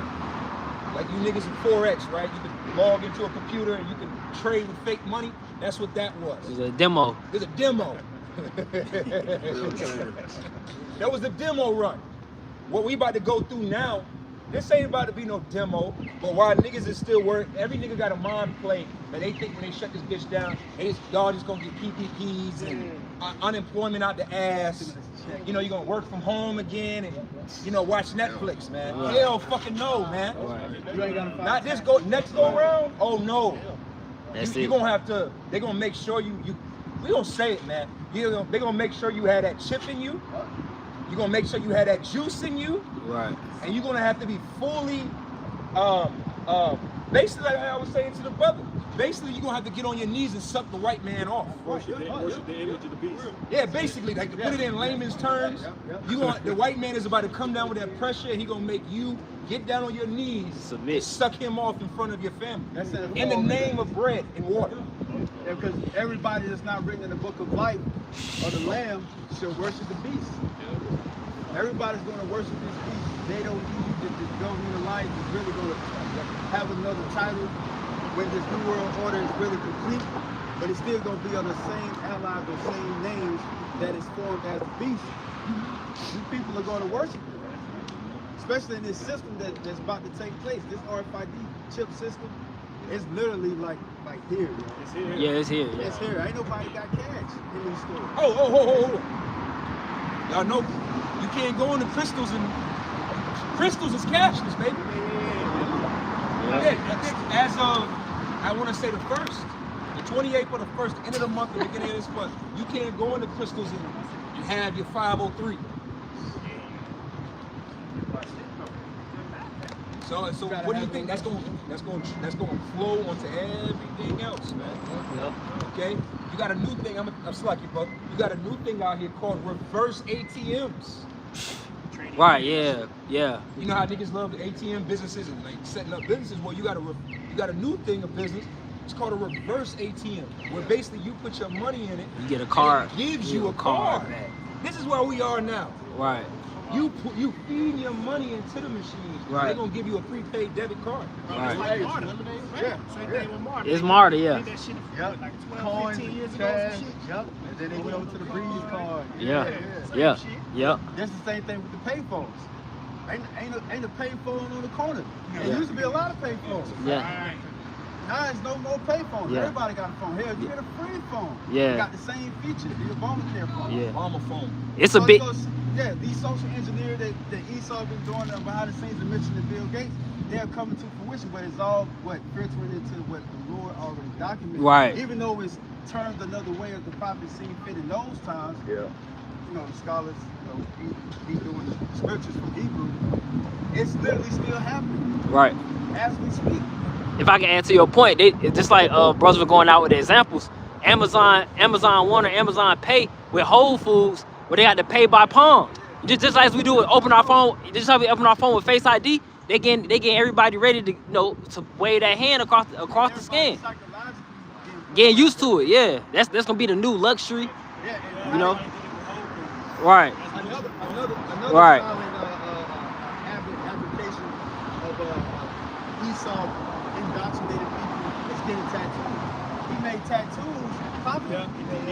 To where that, okay, getting something poked in me, especially if my money, my account. Right. All your information, everything, You everything. getting the syringe with a digital device put under your skin. One of the main ones that's gonna And it's be making it one of the convenient main for you. ones that's gonna be giving you them chips is gonna be tattoo artists. Right. A lot of other countries, they're the main ones that do it because see, they already have the ability of working with needles and so on and so forth. Every nigga in the world is, think about it. This is the world. He calls it all, both rich and small, great, small, rich or poor, free bond, great or small. You think every homeless person, poor person, is going to be able to go into the doctor's office with Dr. Kevorkian or some cracker with 30 letters in his last name and a PhD to put a chip in him? No. Some of you going to go to your local tattoo shops behind a building, behind a CVS, and get that shit. Oh yeah, the same tents. Well, yeah, the free tents. Everybody lined up. Everybody goes. This is literally the time that we're going into. Go ahead.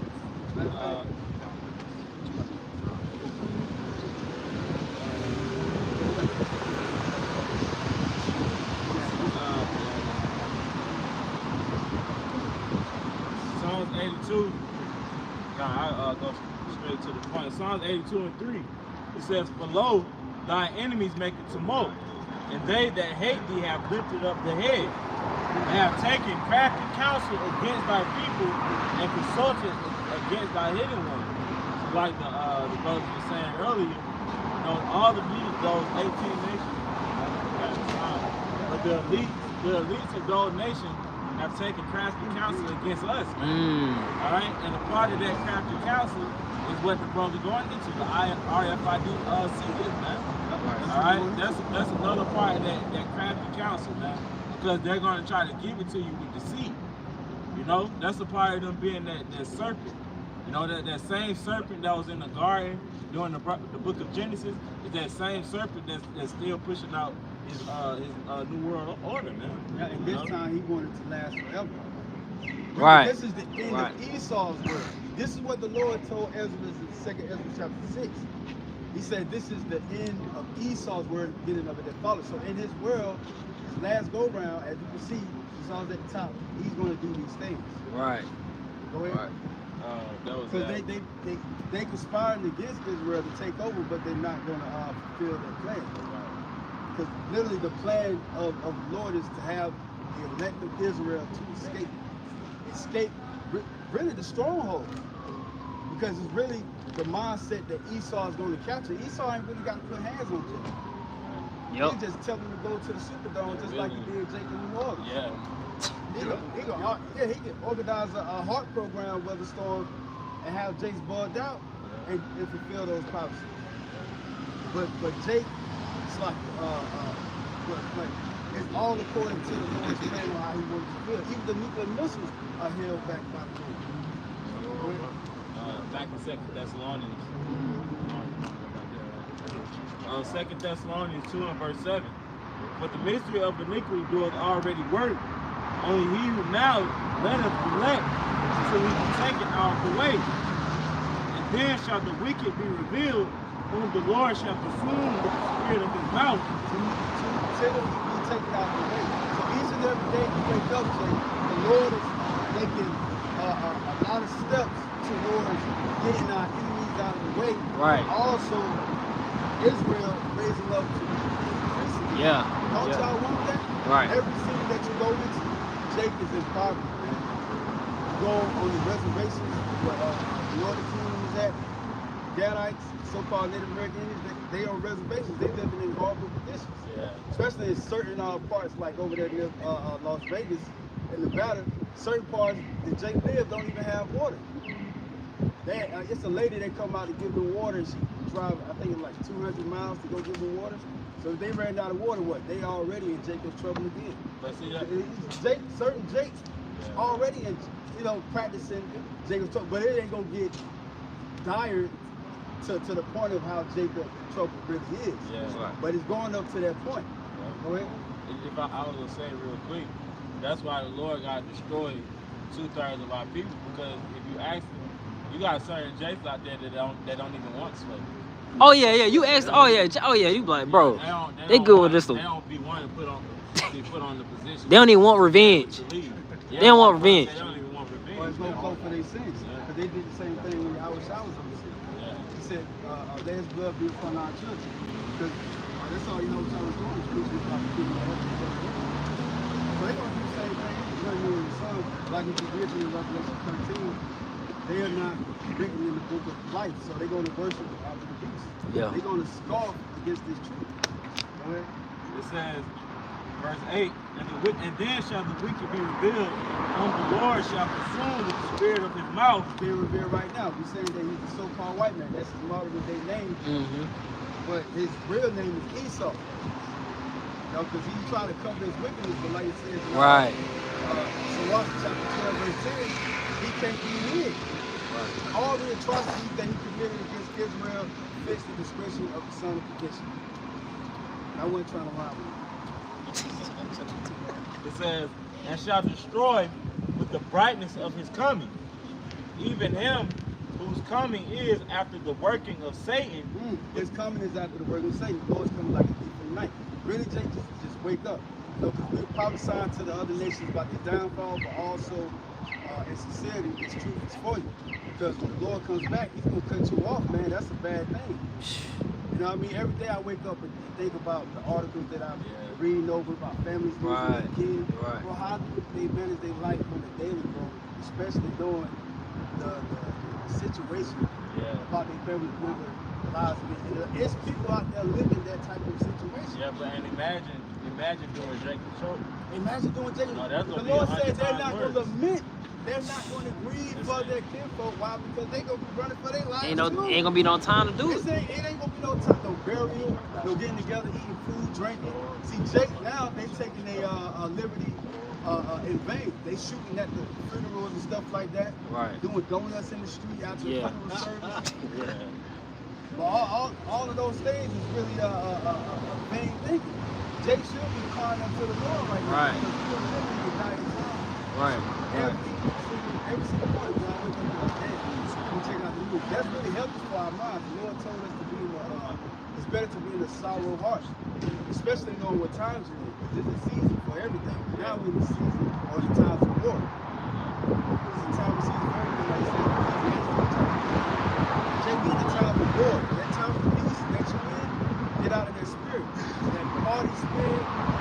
Now, I mean, you're supposed to be going back to the real language. The Lord come back, and you see you don't feel the vibration. You don't know that's the Lord. You don't know that you're an Israelite, which is part of the nation. Because everybody heard before. Ain't gonna be no excuse. But then it's gonna be manifested that he is, because everybody knows we belong to him. That's why they gonna say in Psalm chapter 5, damn, these niggas is children of the Lord. Right. They're gonna be like, damn, he the son. It's gonna be represented without even speaking. No words is gonna utter it. Facts. That's what times we about to go into. Right. Go ahead. It says, Salaki, it says, whose coming is after the working of Satan with all power and signs and lying wonders, and with all deceivableness. Yeah, because when Esau started this new world order, the Lord is about to come in. It's going to be a standard set up among us. It's going to be a famine of the word soon, Jake. Yeah. Jake, you better get this word.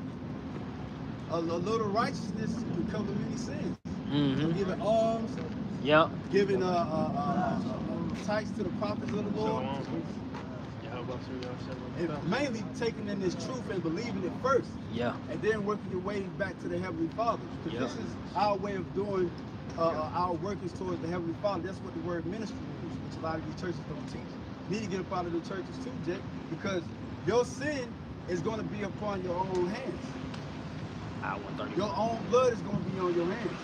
Because we're telling you the description of the vision, of what to expect, what to line up. We literally went through World War III, Esau having his shadow government over us, and how it lines up with the scriptures, how this kingdom that we're in right now, that we're subject to, we follow him because of the scriptures, and also those that are ruling over us fulfill those prophecies of those that's going to be in the end of the world. All of those things accumulated in your mind should be running through your mind daily. Nothing should stop you. Even if you stop coming out here, nothing should stop you from thinking on those things. Right. Why? Because the Lord is a living power, man. He don't sleep. The Lord is literally living right now. He's right beside you. Yeah, the scripture said nothing should separate us from Yahweh and Yahweh. Yeah, nothing should separate us from the Heavenly Father. Nothing, yo. And the Lord is about to show y'all that. It's going to be as a time never seen before, even though it was told you. Right. It says, and with verse 10, and with all deceivableness of unrighteousness in them that perish, because they receive not the love of the truth, that Those they that might perish, be saved. that's the 2/3. Going to Revelation chapter 20, verse 12. Everybody can get that. The books were open. What are the books? It's talking about the Bible, these scriptures. You got the book of Tobit, you got the book of Revelation, you got the book of Exodus. These are the books that are written open before everybody. Right. And like Apostle Rumblive said, everybody think that the Lord judged like one at a time. No, the Lord judged all at once. Yeah. He don't have, this is his courthouse. Matter of fact, you right before the court right now. Right. Revelation chapter 11 goes into that. Yep. We're the court of the Lord. That's right. And right now, the Lord is about to sit on his judgment seat. And he's about to judge you people out here. And like I said, Revelation chapter 20, verse 12 goes into it. Matter of fact, you get that. These are the books that are open. And we speak these things out of the books to reveal to you what the Lord has said. Because he just spoke about the 2/3 being destroyed because they didn't believe in 2 Thessalonians chapter 2. Go ahead. This Revelation 20 and 12, it says, and I saw the dead, small and great, stand before the Most High. And the books... These people are going to raise up out of their graves to the Lord. And right now, simultaneously, we're being judged in front of the Lord too right now.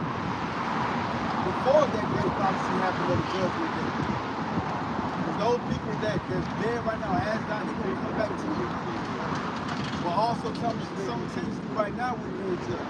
Like I said, these books are being opened. We mentioned it to you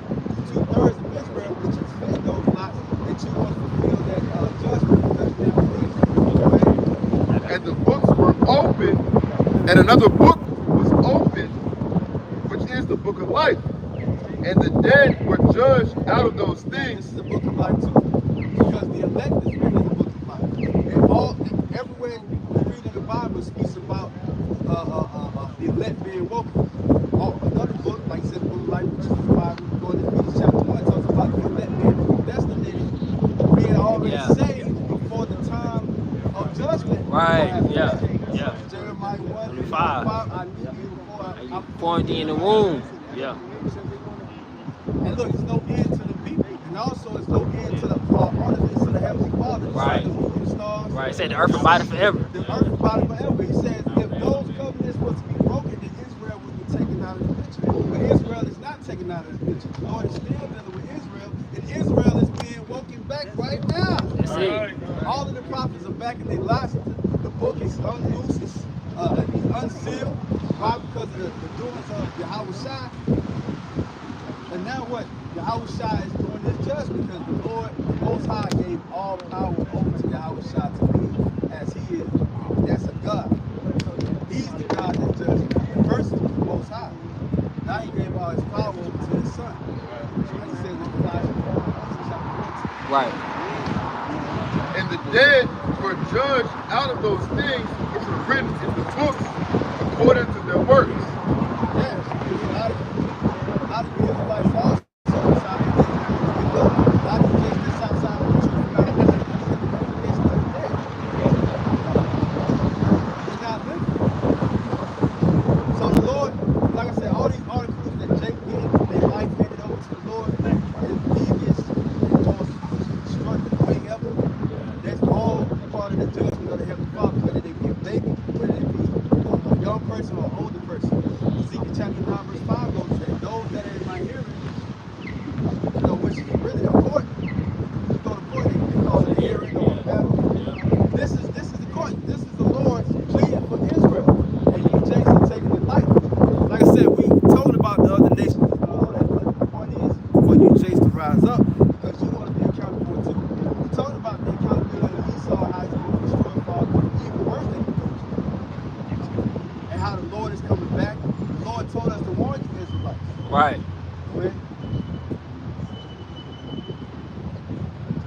Verse 13. And the sea gave up the dead which were in it, and death and hell delivered up the dead which were in them, and they were judged every man according to their works. Yeah, this is the workings of the Lord at mid of Esau, his destruction. So that.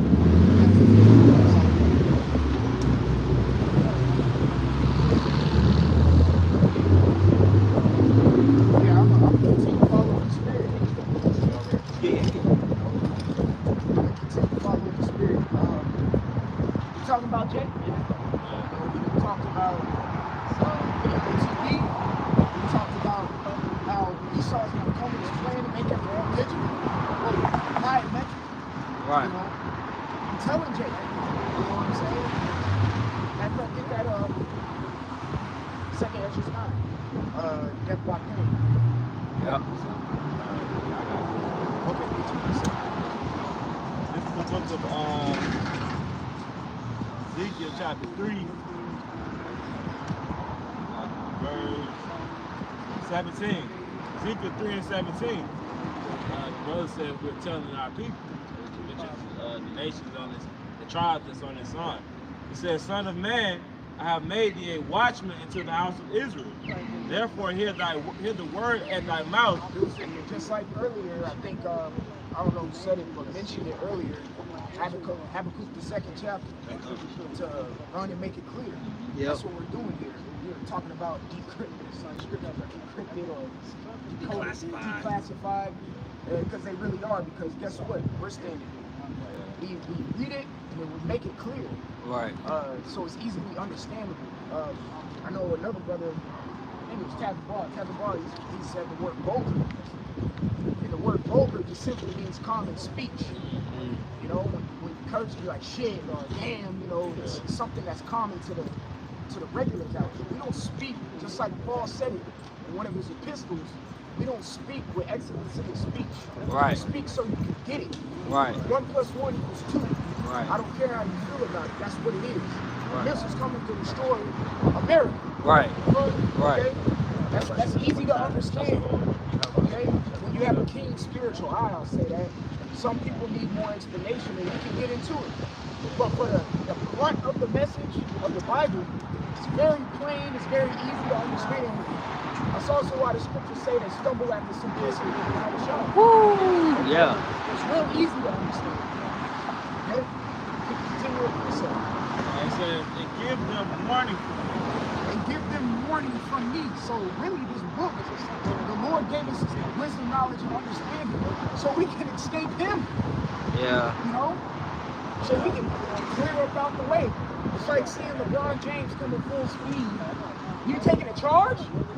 Dunk it, nigga. It's only 2 points. Okay? And then I'm going to go back up the court and run a play. Okay? I'll take that. It's the same thing.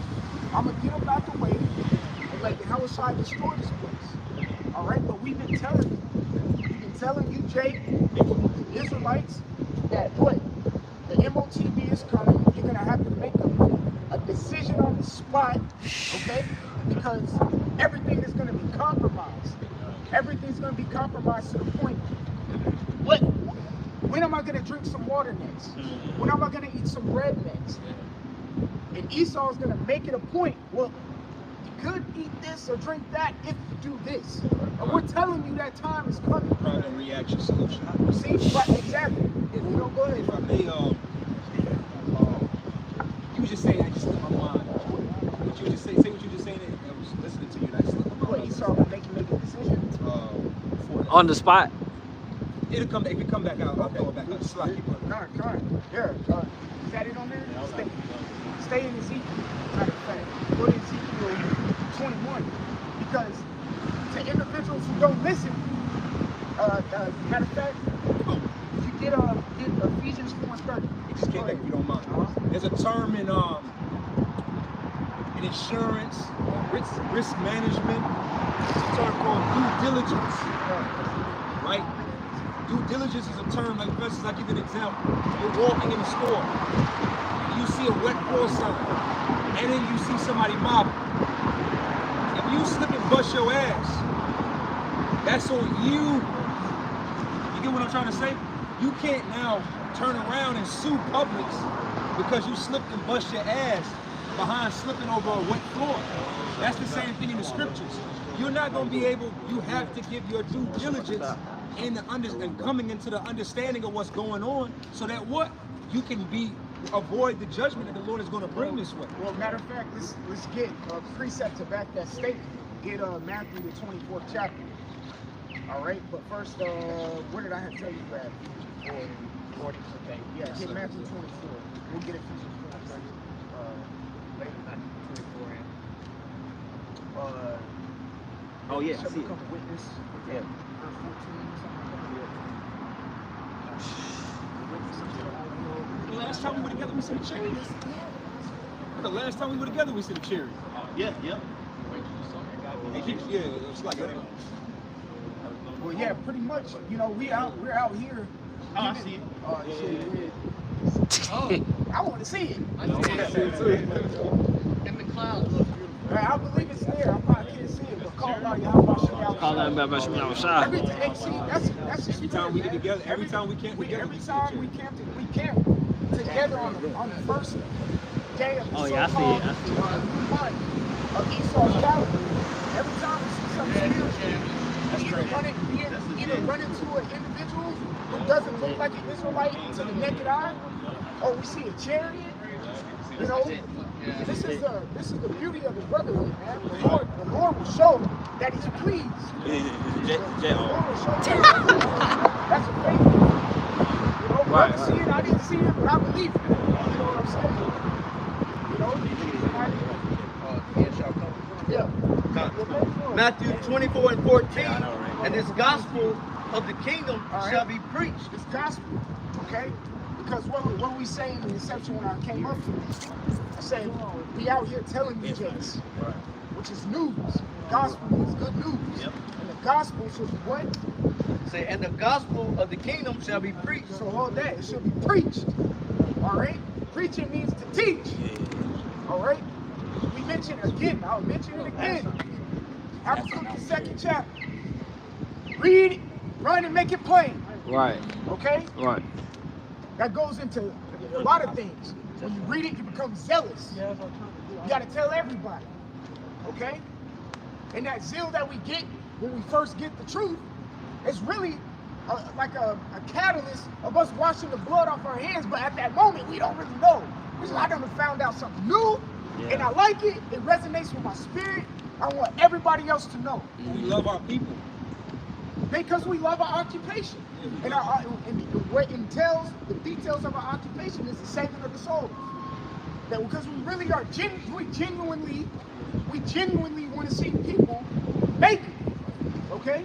I'm tired of seeing Israel the way it is. I don't care how it has to come. Whether you get on a chariot, let me say, for you people, I don't care how it has to come. If you end up getting it as a dollar, or if you have to get a fucking missile, I don't care how it comes. I just want to see Israel come back in their right mind. I'm tired of this shit. Hey, well, you know, if you go hunting, and there's kind of like an unwritten law with hunters. Let's say you kill a coyote, right? And you see a coyote spazzed out. You're supposed to mercy kill him. You know what I'm saying? Put it out of his mercy, or put it out of his misery. And that's all we want with the 2/3 of our people. Really, Jake, need a mercy kill. Because all of this, the idea of sitting out here and watching our people go through this bullshit another 30, 40, 50 years, that's torture. That's another saying that this world created. Misery loves company. And I'm tired of being in the company of misery. Simple. Hey, well, just before we drove up, seen the homeless, seen the homeless woman, and being the preacher's like, yo, man, every time we see like a finished Jake, he's like, man, Jake the kingdom. You see like a homeless Jake that's kind of bugged out. Just super through, man. Sitting still, they just sitting there. Like, man, we need the kingdom. Jake needs a true home. Okay? Jake needs a true home. And we don't have a true home. We're vagabonds, we're pilgrims, we're moving. We're not stagnant. We don't have a true dwelling place. Gotta get that. Okay? Like it says, Jacob is a plain man dwelling in tents. A tabernacle. Yeah. All right? When you go into the word, matter of fact, what are we in right now? Feast tabernacle. Feast tabernacle. You go into the word tabernacle, and the Hebrew is a sakkad, and it means a pavilion. All right? A booth. A place to stay. Okay? A tent, somewhere where you go in a place where you feel some safety at. Jake don't got that. All right? Even the bros that got apartments or dwellings, you're not even secure in that. Because you might be a paycheck away from losing that. Yep. Or even the bros that locked in leases, guess what? You got bros that's moved 5 times within the past 3 years. Right. You got people living below, above, side of you. It's not a true place to where you can actually, in a sense, relax. But we understand the scripts. Right. It says this is not our rest. And it's just little things that we're mentioning now that shows it ain't our rest. Right. Let me finish Matthew 24:14, and this gospel of the kingdom shall be preached in all the world. Right, this good news is going to be taught to you people on this sign, going from Judah, you so-called Negroes, all the way down to you fucking Mexicans. Go ahead. I had to emphasize that, man. Shit, I'm Gad through faith and belief. I thought Gad was the most simplistic tribe. You fucking Mexicans got something coming to you. We keep mentioning down in Mexico City is what, 2 or 3 brothers down there? Yeah. There's two brothers, 22 million people in Mexico City. Wake the fuck up, Mexico. Well, matter of fact, no, fuck it, yeah. Get snuffed. Stay asleep. Go ahead. Yeah. Oh, you got a question? What's up?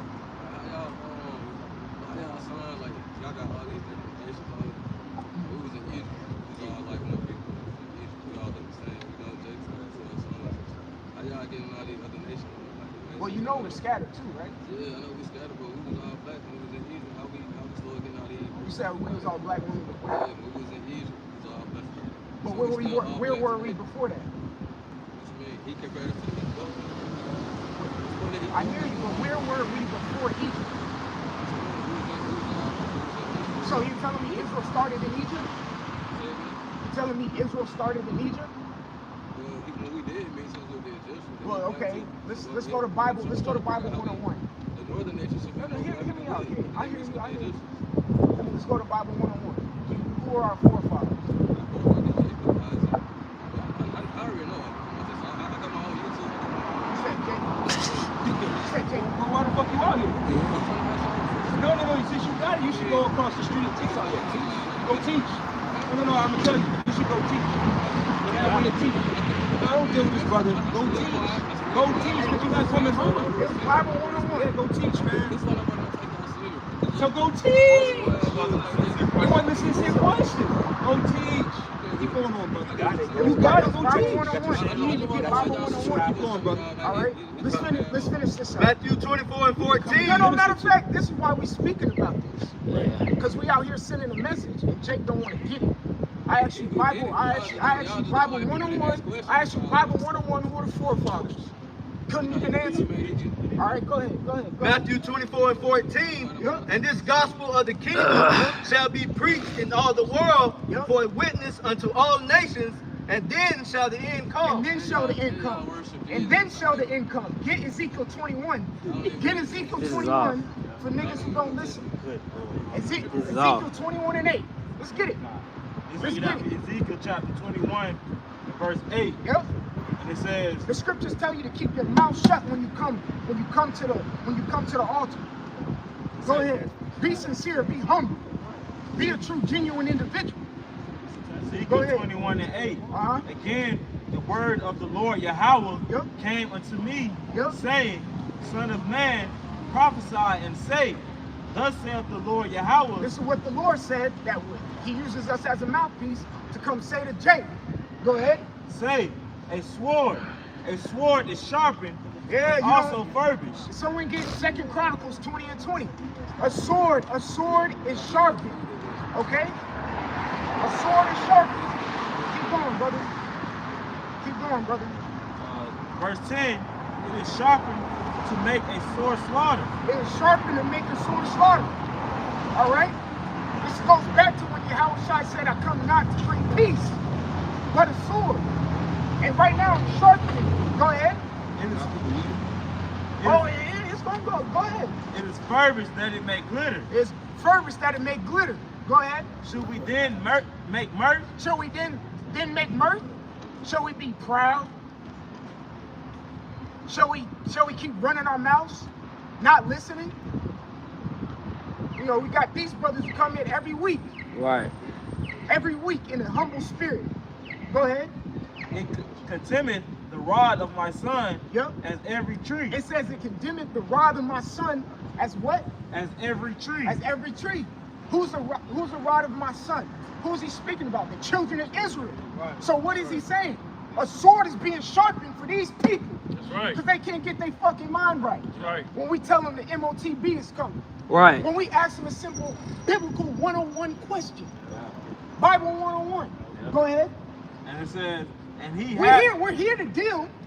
We are here to deal with a humble individual. Yes. Just like them brothers who standing there, I had to stand out there for 3 years too. Go ahead. Still talking.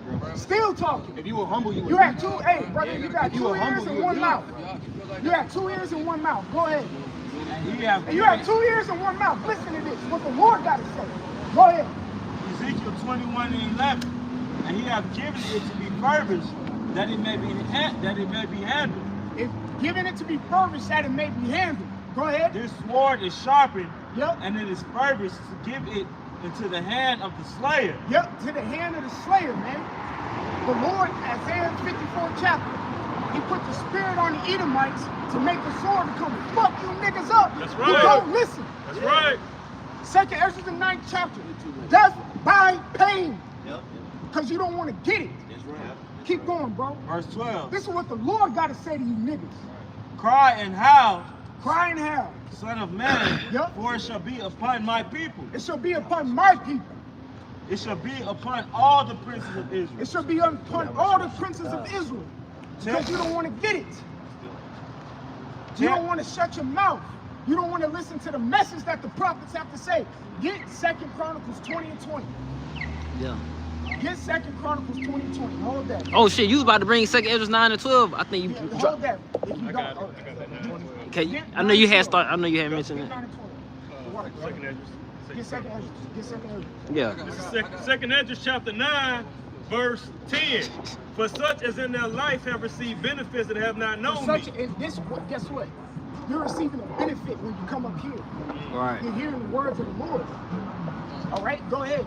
Verse 11. And they that have loathed my law, And they that have loathed my law, while they and I'm about to read a law that y'all loathe so fucking much.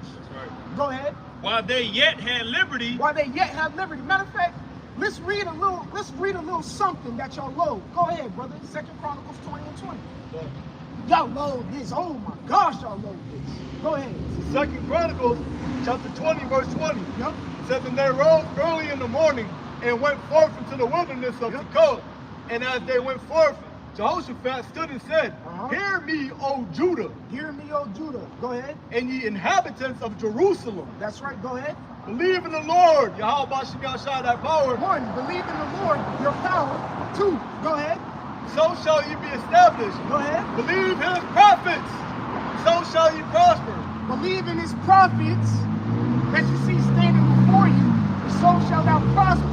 But you niggas just keep walking up and down the street or come in a proud manner. As such, I don't have to read nothing you call.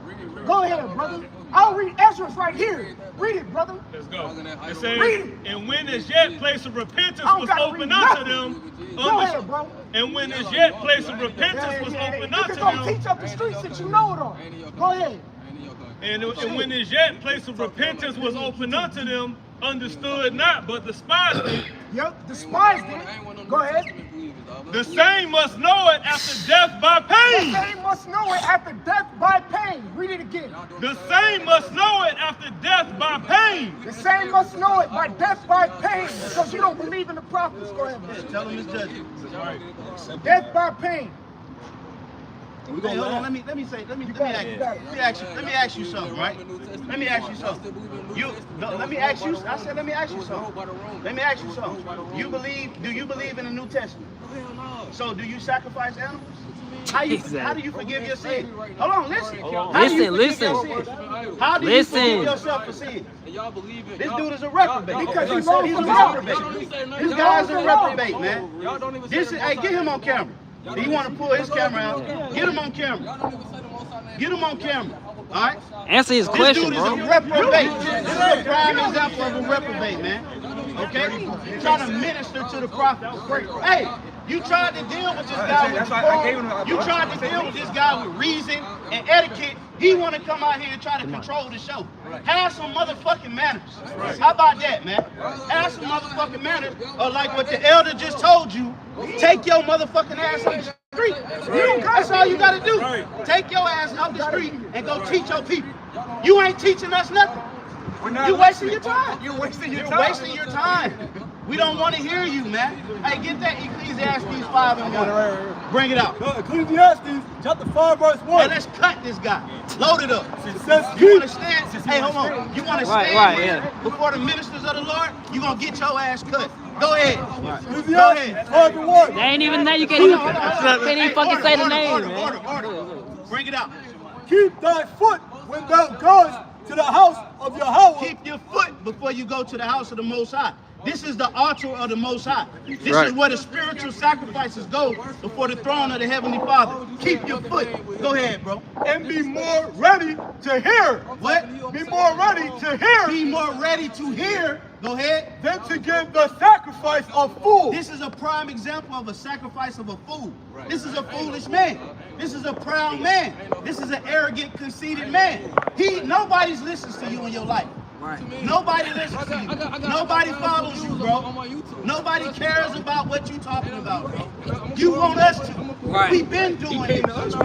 We don't. Hey, if I seen you in public, I would have crossed the street. If I ever seen you in life, I would cross the street. If I ever seen you with a pamphlet or any type that you passing out, I'm gonna go into a store that I'm not interested in and act like I want to buy from them before you. Go ahead, bro. Keep thy foot when thou goest to the house of Yahweh, and be more ready to hear. Be more ready to what? Hear. Hey, how do you think that these elders on the other side of the camera, these elders and these officers, how do you think that these brothers got the spiritual understanding on this level? Because they listened.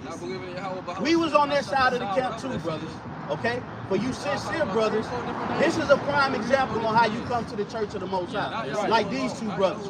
They came out here and they want to listen. They got their Bibles, they got their notepads, they take notes, and they go and search to see if what we saying is true. Because they came to here. Go ahead, bro. Then to give the sacrifice of fools. That's the sacrifice of a fool. A sacrifice of an offering. That's in the New Testament. That's in the New Testament. Where's this at? You reading from the Where's Old this at? Testament? Where's he reading from? Where's he reading from? King David will never say no weak ass shit like that. Love your enemies. Man, get the fuck out of here with that shit. Go ahead, bro. Y'all niggas weak as hell with that shit. For example, Speak with your chest. Speak with your chest, man. Go ahead, bro. For they consider not that they do evil. Go ahead. They consider not that they do evil, man. The angels are recording everything that you say. And you smoke. And you smoke. And you smoke, bro. What are you talking about? You cut. You confounded. We are the discerners of spirit. You a smoker. What are you talking about, man? You got to get out of here. You need to go clean yourself up, bro. You need to focus on yourself, man. Hey, I got a ball spot. I own my shit. Hey, I got a ball spot. The Lord tells you about being born. There's no, you're not unclean. Hey, it ain't unclean. You a smoker. Go ahead, bro. It says, be not rash with thy mouth. Be not rash with thy mouth. Rash meaning quick. You too quick with your mouth. Okay? You run your mouth too much. I guarantee you he probably just learned this within 2 or 3 years. Max. We've been knowing this since 08, 09, bro. We've been out here. Hey, you talking about a ball, but was it the proper English? Yeah. Hold on. Let me ask you this. All right, look. Let's start fresh. You want to start fresh? I can see that. You want to start fresh? You want to start fresh? What did the scripture say about Elisha's bald head? What does the scripture say about the prophet Elisha's bald head?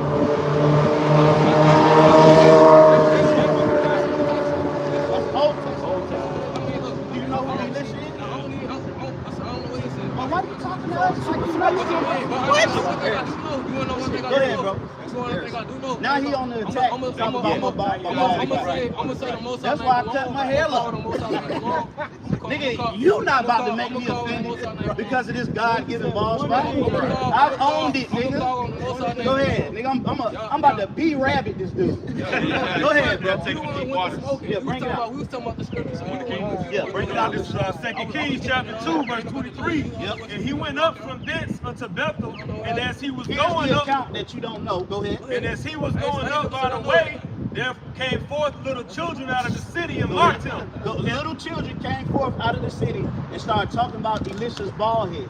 Go ahead. And said unto him, Go up, thou bald head. Go up, thou bald head. Go up, thou bald. Yeah, talking crap like you making for what happened then? I know about that. What happened? That's what's gonna happen to you.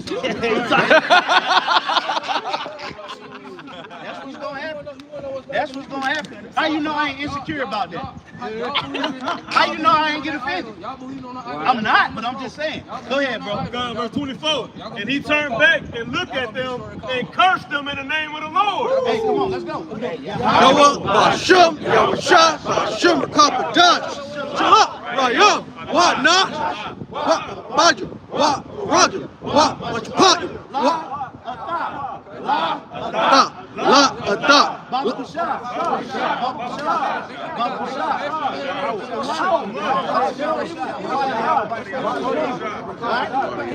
So, hey, that's scripture. That's scripture. You want to make fun of a carnal impediment that I got? That I really don't give a fuck. I'm gonna put yours on. Alright? Did you finish? Go ahead. And they cursed them in the name of the Lord, and there came forth 2 she-bears out of the wood, and tear 42 children of them. And did what? And tear and tear 40 and 2 children of them. Yeah, so it may not come in the form of a she-bear, but it's coming. It's coming. It's coming right for you. Because you making a mockery of the Most High. The best thing you could have did was just saluted us and kept walking, bro. And we would have saluted you back. But you want to play games? You're going to get your judgment, man. You're going to receive it, and you're going to receive it very soon. And I hope one of us catches on Fox 5. It'll be a Fox 5, baby. Fred Blankenship gonna be talking about it. Fred Blankenship is gonna cover you. Breaking news. You're gonna see 2 DeKalb County police. You like you from DeKalb County. Yeah. How do I know? That's an East Side nigga if I fucking know one. I'm from Decatur too. Yeah. How do I know? I grew up with these type of guys, man. But you gonna see DeKalb County news with the sirens firing, yellow tape, quadruple shooting in DeKalb County. Go down the street. Okay, that's what's gonna happen to this guy, man. Oh, Mexicans. That's the only way. It's only one. This dude over there. Order. Let's go. This is from Ecclesiastes, Sirach, chapter 11:2. Commend not a man for his beauty, neither abhor a man for his outward appearance. Yeah, man, you want to abhor people for their outward appearance? You got plenty of blemishes I could call out. I won't. But care why? But for what? But for what though? That's not what we out here to do. But y'all don't want to talk The thing about it in the scriptures, that ain't no outward appearance. You smoke. That's a spiritual thing. I can look at you and tell. You do smoke. Do you smoke? Do you smoke? How do you know that? Do you smoke? How do you know that? Do you smoke? Yes or no? Let your yay be yay. If you say no, I'll apologize. If you say no, I'll I'll say something apologize. about your Do you smoke? Okay, look. Do you smoke? Yes or no? If you say no, do you smoke now? I'm not high right now. Do you smoke now? Right now. Do you smoke now? If you say no, I'll apologize. Do you smoke now? Do I smoke now? Yeah. No, not like that. I mean, Do you smoke, bro? Yes or no? Do you smoke? Let your yay be yay. See what I'm saying? This is degenerate behavior, man. I'm willing to give you a forgiveness. I say, Salakia, I misjudged you. Do you smoke? How you know I want it? Do you smoke? You don't have to. You don't have to. But I'll give it to you. But anyway, let's go. Let's get back to it. Go ahead. Yep. This is Leviticus 13 and 40.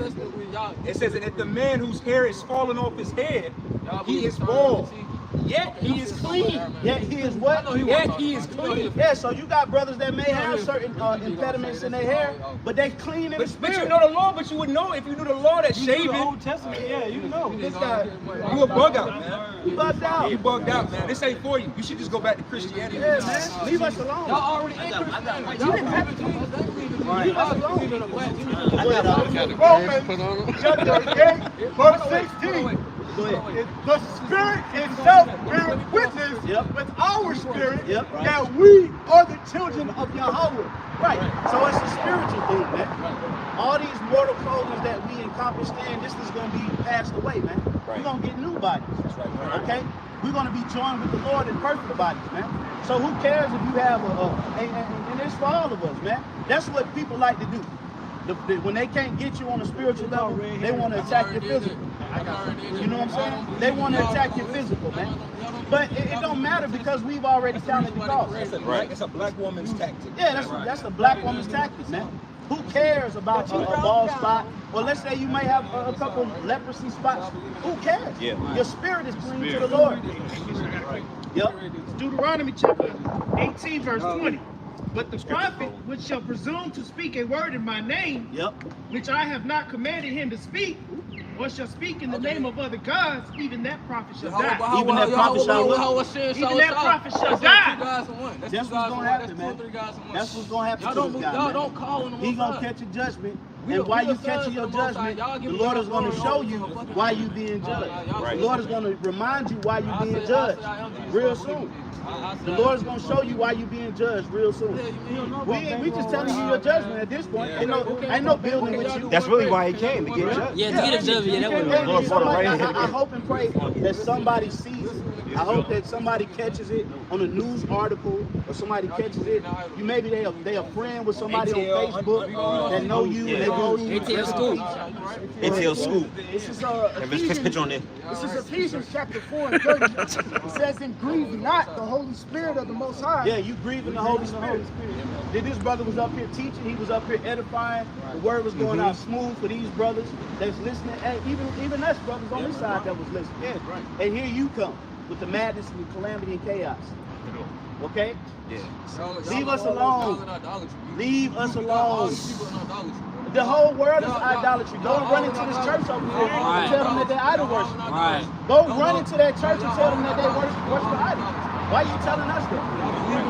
You want a blank mission, sir? Go ahead. It says, Really wasting your time. Ephesians 4 and 30, "And grieve not the Holy Spirit of the Most High, whereby ye are sealed unto the day of redemption." Yeah, the Holy Spirit that you're grieving, a lot of these brothers are being sealed by that same spirit. You interrupting these brothers' learning process. That's what you're doing. You're interrupting these brothers' learning process, man. Yeah, and that word grieve, and that word grieve means to be, me and the elder did a lesson on it. That word grieve means to be offensive.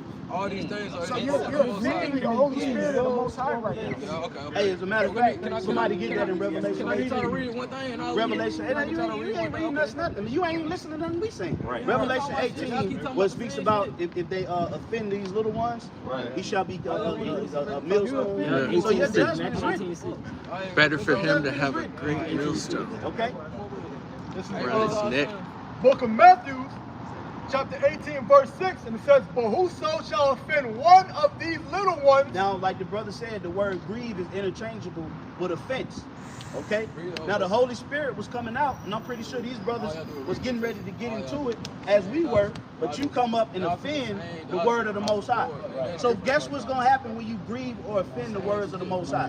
Go ahead, bro. "Who shall offend one of these little ones which believe in me?" Hey, who's offended out here? Who's offended? All right, so let's see what's going to happen. Go ahead. Go ahead, bro. It was better for him.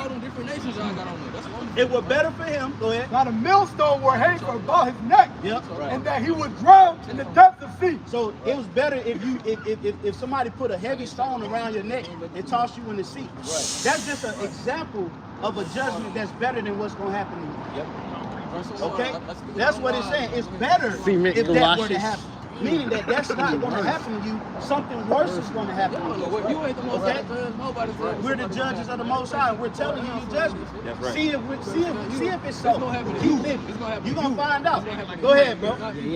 Go ahead. Verse 7. "Woe unto the world because of offenses." Yep. Woe to the world because of offenses. Go ahead. For it must needs be that offenses come. That's right. Offenses are going to come. All right. And this is talking about amongst the brothers. That's right. Okay. You might get offended by another brother in the church. It's going to come. It's going to happen, right? Okay. Go ahead. "But woe to that man by whom the offense cometh." Woe to that man by whom the offense cometh. You. Okay? The offense coming through you, sir. All right? And you're going to catch it. And we're going to, if we find out, we're going to do exactly what we did the first time it happened to a dude like you. When we find out. Y'all remember that? Yeah. It was a dude that came up here that did the exact same thing you did, and 2 weeks later, he got shot in the head. By a stray bullet. You better be scared, bro. You better be scared. Real story. That's a, hey. Real story. You about to figure some things out. You about to be in the Shemayim. Who got a scripture? Go ahead, Nate. This is Go ahead, he going into the 12 tribe side because he's looking at it as a colored line. This is Hosea 7 and 8. It says, "Ephraim hath mixed himself among the people. Ephraim is a cake not turned." That's Ephraim. the Old Testament. Yeah, go ahead, break it down. So if you look at a cake, and you bake a cake, all right? And you bake a cake, and you take the cake out the pot. The bottom of the cake is nice and golden brown, and then quiet, man. And the top of the cake is light, man. Yep, You know that's what right, I'm that's right. saying? So you want to have different colored Israelites among the tribes. That's right, that's right. Well, that goes down to the Gentiles breakdown, man. Yep. That's how you break down the Gentiles, man. You gotta overtalk a guy like this. Right. Well, hold on. You just gotta overtalk a guy like that. All right. So, like what the brother brought out, Ephraim is a cake not turned. Who's the tribe of Ephraim? We know it to be the so-called Puerto Rico. Right. All right. And a cake not turned meaning you're gonna have certain Ephraimites that's gonna have a dark colored nature. Right. In Puerto Rico, you're gonna have certain Ephraimites that's gonna have a light colored nature. How is that far fathomed when you have light-skinned black people? It's not. Right. You it's the same thing with the tribe of Judah. In the book of Kings, we just brought it out. In the book of Kings, right? The book of Kings said that he ripped the nation, man. You talk about the Old Testament. You know, you talk about the Old Testament, the kingdom was split. You go into the book of Ezra, you go into 2nd Ezra, it talked about how the northern kingdom went over to a land they never Don't even talk. Don't even talk. Go ahead, bro. We compare it to the tribe of Ephraim, right? Yeah, let's keep going. You both, right? You know the tribe of Ephraim, we call it so-called Puerto Ricans, right? Now, Ephraim means fruitful. They're some of the most fruitful tribes that we have in our nation. We have Omenomas with our names. All right, Judah, you know all the different names. They're Omenomas. Look at Issachar. Issachar is a so-called Mexican, right? His name is He is hired. It means he is hired. Mexicans are some of the most hard-working people in this world. So we have names that the Most High gave us according to our nations. It's our conscience. Hey, hold on. Go ahead. I just want to mention, if I may, I just want to mention, I'm talking about, no, it is, no, not the Israelites. Y'all care more about the You speak about Egypt, the Mexicans, the largest pyramids in the world are found in Mexico. Ooh. What do you mean? What? The largest pyramids pyramids throughout Mexico. What they got to do about the Los Lunas, there's Hebrew sites in Mexico and North America. They go back to 2,000 years ago. They always work. Yeah. That's good. Whoa. Wheels too high for it. That's like the first thing he said, Egypt. This is Exodus 11:7. It said, but against any of the children of Israel shall not a dog move his tongue against man or beast, that ye may know how that the Lord doeth put a difference between the Egyptians and Israel. So you brothers understand that the Egyptians and the Israelites are two different people. Right. Just because you're settled in the land of Africa doesn't make you an Israelite. Right. Do we have Israelites that's in Africa? Right. Absolutely. Right. We say that the Nigerians are the tribe of Judah. Absolutely. If he would listen, he would know that. Right. But because he's being unreasonable, he's not even trying to receive anything that we're saying. We Right. never ever excluded Y'all the got more Nigerians. non-black people on that Okay, sign than but black. it's not about Y'all black. got more non-black people All on right, that sign that's the than black problem that Jake Y'all got is black. more He non-black didn't people on explore that the sign West than black people. Black that is You've been around the West End, soaking up all that pan African energy. We're all all on Main Street, all going to the West End Mall, picking up fat ass African necklaces. Right. Okay, and that's what he's been doing, soaking up African energy, and he hasn't even understood how Africa developed and got to this point. There's white people that live in Africa. Right. And if there's white people that live in South Africa, white people took over Egypt. When you read the book of Daniel, the 11th chapter, you have Edomites that went into Egypt and took over Egypt. Thus you have the Alexander, the Library of Alexandria. Yeah. Okay, go ahead, bring it out. Hey, bro, listen. This is the Y'all just listen. We're talking to the brothers. Brothers in the camera. This is the Jewish diaspora. Let's go to the Jewish diaspora, right? So it's a dispersing of the Jews, right? So the Jewish diaspora, right, which is us, or exile, is the biblical dispersion of Israelites or Jews out of their ancient ancestral homeland, which is Israel. So what happened is when we got chased out of our land, right, for doing wickedness, going against the law, statutes, and commandments of the Heavenly Father, we dispersed into interiors of Africa and different parts of the world. We went to where there's other nations at, and we had sex with the women there, and out came lighter skinned babies. Well, you know what, brother, I got to sign up with another error he's doing in the scriptures. There's no such thing as mix. There's no such thing as mixed. You go to Numbers, the first chapter, there is no such thing as a mix. You are with your father. This is like the that is biblical understanding 101. That's how Esau, when you do these lineage tests, they come back with this 6% Egyptian or 7%. Yeah, they're not going by the father's side of it. When you go by the father's side, you Israelite or you're not. Right. It's one or the other. You see Blake Griffin's son? Right. Blake Griffin's father darkened all of us up there. Blake Griffin's son is like Patrick Mahomes' daughter. Patrick Mahomes' daughter, Israelite. Solomon, but she looked just like an Edomite. And Solomon's mother was Ammonite. I got something. Jacob and Esau were twins. They look just like. This is Babylon Timbuktu, page 84. It says in the year 65 BC, the Roman armies under General Pompey captured Jerusalem. This is classic information that used to be brought out when we first came into the city. Go ahead. In 70 AD, General Vespasian slaughtered General Vespasian and his son Titus put an end to the Jewish state. Right. With great slaughter. That's the General Vespasian was the father of who? Titus and Domitian in Rome. Yep. Okay, and he came down on the Israelites during 70 AD. I believe it was under. They called it the Flavian Dynasty. But you had Vespasian, Titus, and Domitian. Yep. All right, and under that Flavian Dynasty, which the word Flavian means yellow hair. Yep. That's how you know that they were Edomites also. Right. They came down on Jerusalem in 70 AD. Right. Go ahead. It says, look it up. With great slaughter, during the period of the military governor of Palestine, many outrage and atrocities were committed against the residue of the people. Yeah, many atrocities were committed against our people, predominantly the southern kingdom in Rome.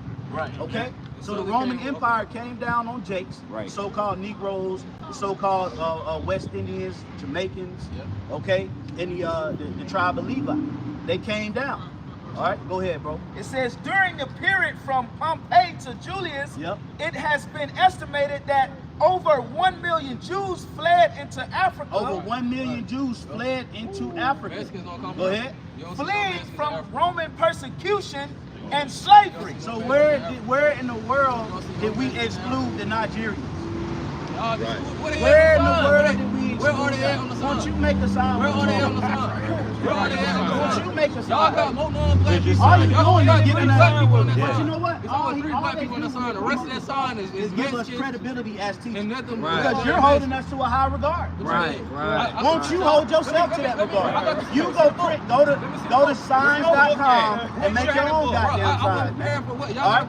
So we just read in the scriptures in 70 AD that the Romans came down and persecuted the Jews and they fled into Africa. Then before that, we read Exodus 11 and 7 where it says we're different from the Egyptians. See that? So we're the people that fled into Africa, but then the Egyptians are the one that sold us unto these That's not gonna work, bro. As a matter of fact, give me Joel. It's not gonna work. Somebody hold Joel 3 and I believe it's 3 and 9. Go ahead. This is Psalms 105 and 23. Israel also came into Egypt, and Jacob sojourned in the land of Ham. See that? Yeah. Landmass. These people were in the landmass. Then they mix seed. Didn't Joseph have an Egyptian woman? Right. So how the hell these kids come to Puerto Rico? And amongst those Hamites, they even know how did they come to Puerto Rico? They should be more blacker than we is. You have the northern tribes should be more darker than the southern tribe because they came. A lot of them don't even dwell within each other, man. Go to Clarkson talk about that. Them niggas gonna sushi your ass. Go to Clarkson. It makes sense. Talking that African shit. You know that they gonna take your ass down that road. Joseph married a Hamite woman, so his kid is Puerto Rican today. Go ahead. Ham out of the Zondervan's Bible. You have a baby. That makes sense. Don't deal with it. Don't deal with it. The youngest son of Noah, born probably about 96 years before the flood, and one of 8 persons to live through the flood, he became the progenitor, which is the forefather, of the dark races, not the Negroes, not the Negroes, but the Egyptians, Ethiopians, Libyans, and Canaanites. So you have so-called black nations living in Africa that's not our people. So why are you trying to wear the Nigerians? We never said that the Nigerians weren't Israelites. They're the Jews that fled into Africa. That's low-level knowledge, bro. That's low-level knowledge, bro. You ain't smart, bro. You're not that smart. Bro, Give me Joel 3. this dude is straight out of like 2011.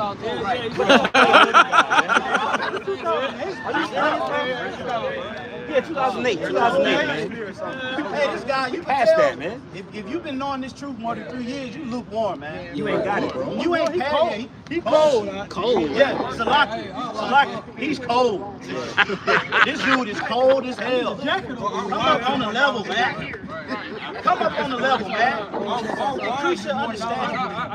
Yeah. I already know Why you got the man. definition right now? Look, Joel, look, Joel look 3 up and the 6. definition of dress. The children also of Judah and the children of Jerusalem have ye sold unto the Grecians. The what? Okay, the Grecians. The, Not the Edomites. The children Not the also Edomites. of Judah Not the Edomites. and the children Not of the Edomites. Jerusalem Not the have ye Edomites. sold unto the I Grecians. just know Who are the Grecians? Who are the They Grecians? the Europeans. They the ones taught us English. They the ones What taught is us wrong English. with him?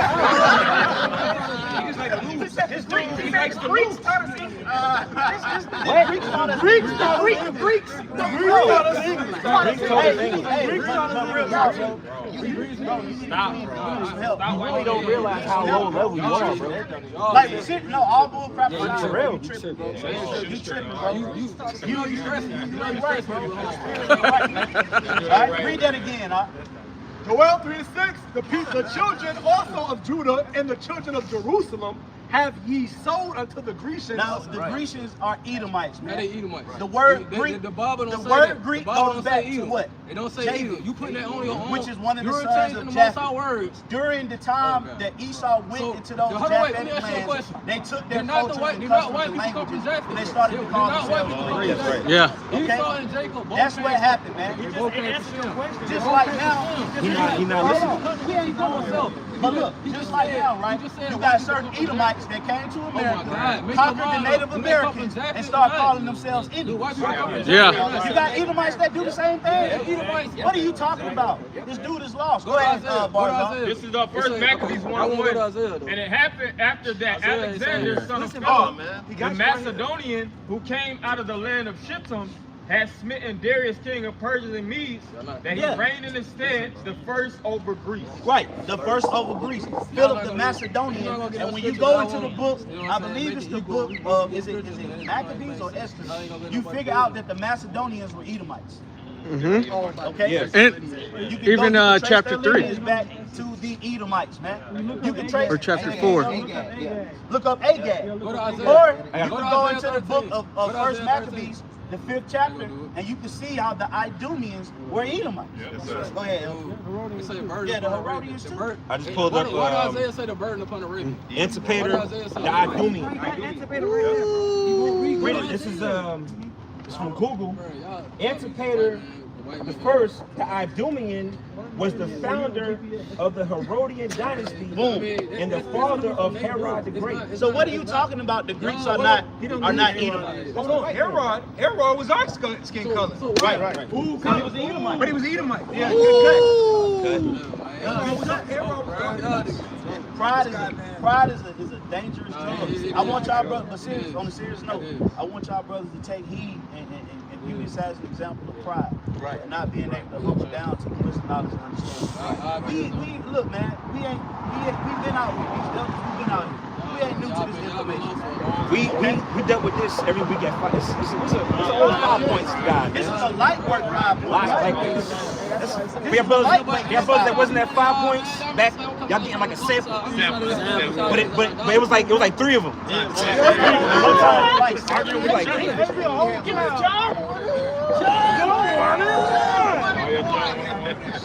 You know? We've been doing this thing for years, man. You know, we ain't new to this. A lot of these guys, they finding this information on TikTok. They finding it on YouTube, and then they think they can come out here and try to teach us. Like we ain't been doing this before the fucking 2010s, man. Right. We've been out here, man. We've We've been doing been this knowing almost 15 We've years. been dedicated our life to this information, man. That's just pride at its purest form. That's all it is, brother. You take heed that you never turn into that. Right, All right. Hey, we're not even like that. We have leaders and teachers that teach us, and we humble down to their teachings. Y'all. Okay. So look at this. This is not how you develop as a people. This is horrible. This is horrible. This is a horrible example of if you That's why there's a let's get it. Zechariah 13. Y'all all say the same shit. Zechariah 13. Every count say the same shit. Y'all got all these different. Hey, let me hold it up real quick, Doc. Zechariah 13 and 8. Right. Look at this sign while we read this scripture. Go ahead. It says, Zechariah 13 and 8. What you know about And it shall come to pass that in all the lands, said the Lord, 2 parts therein shall be cut off and die. 2 parts of what? 2 parts right here. 2/3 of these people on this side. That's the Old Testament. 2/3 of these people on this side is going to be cut off and die. That's the prophecy that's getting ready to take place. And the Most High is going to make sure he spank your black ass. That's right. Good one. He going to spank the shit out your black ass. Because you want to act like a Negro. Right. You actually, we tried to reset. We tried to start fresh. We tried to give them an opportunity. And they still want to be unreasonable. Unreasonable east side nigga. Right. Reprobate. That's what he did. That's right. Unreasonable nigga from the east side. That's right. All right. I grew up with niggas like you. I got homies that's way more reasonable than you. Right. You just being an unreasonable nigga from the east side. Right. That's all you are to me. Go ahead. Right. It says, and it shall come to pass that in all the land, said the Lord, 2 parts therein shall be cut off and die. You're gonna die. Go ahead. But the third shall be left therein. Who is the third? The third is the elect that you see on this sign right here. That's the 1/3. 1 out of 3. 1 out of 3, baby. Okay. So the Lord is chopping out more than half. That's right. Right? The Lord getting rid of more than half. And that 1/3 really is going to be comprised of a lot of women and children. Yeah. And then you're going to have friends that But it ain't going to be a bunch of you niggas. It's going to be the most out only. It's going to be the most out only believers that's low. He going to take Y'all okay. He going to take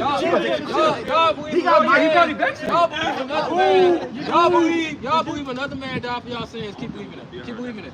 Keep believing it. All right, man. Have a nice day. You know what? Hey, let's do this. Let him talk. Yeah, go ahead. Let him talk. Everybody turn, look. Let him talk. I got a DoorDash at this. Let him talk. Like I said, look. Let him talk. Like I said, y'all keep believing the idol. You believe in the Most High Lord. That's what King David did. That's what King Solomon did.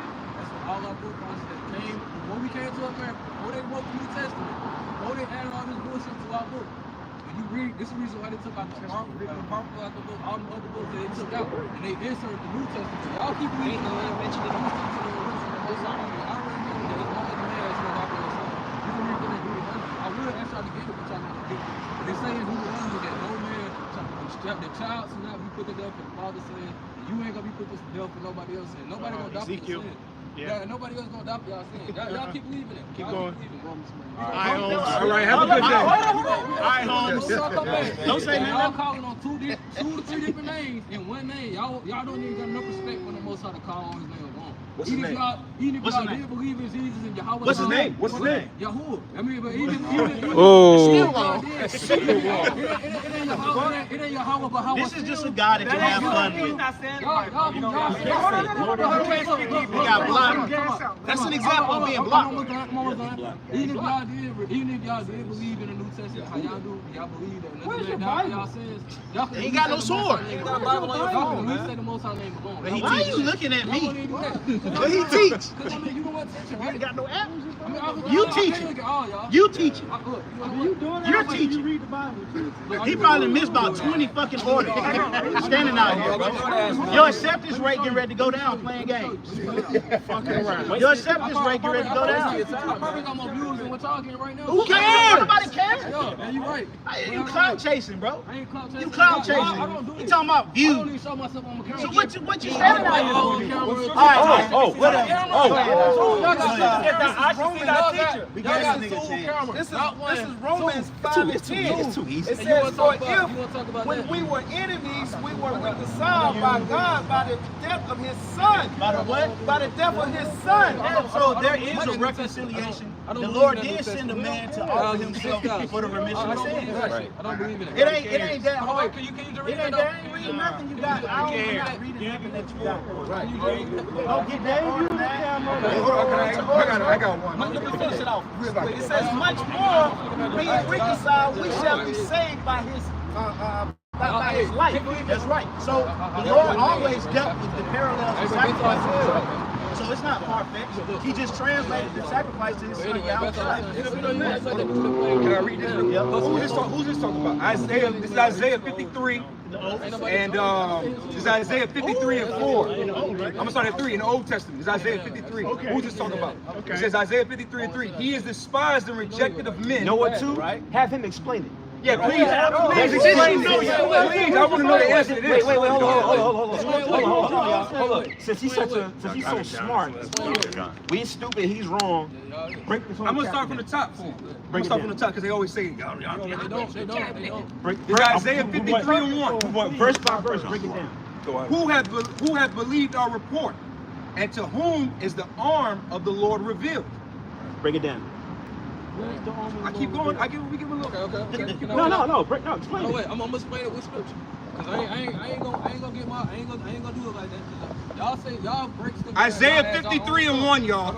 Who hath believed our report, and to whom is the arm of the Lord revealed? For he shall grow up before him as a tender plant, and as a root out of a dry ground.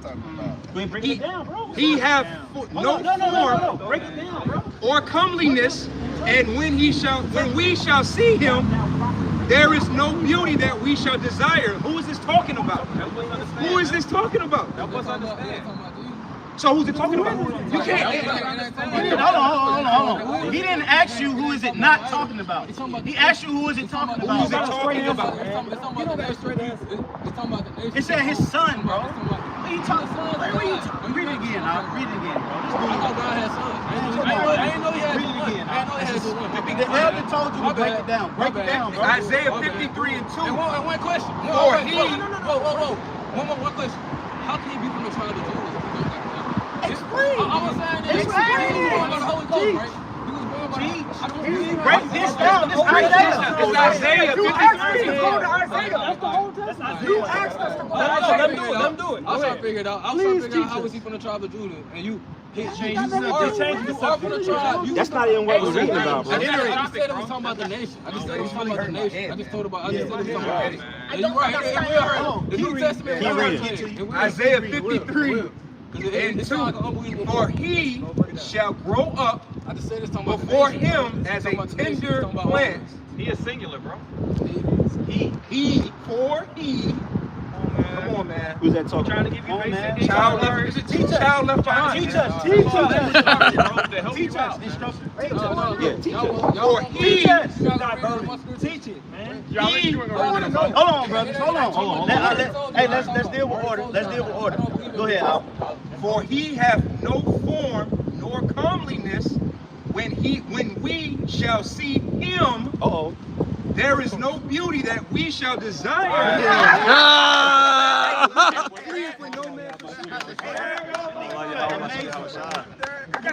Hold on, let me finish it. Verse 3.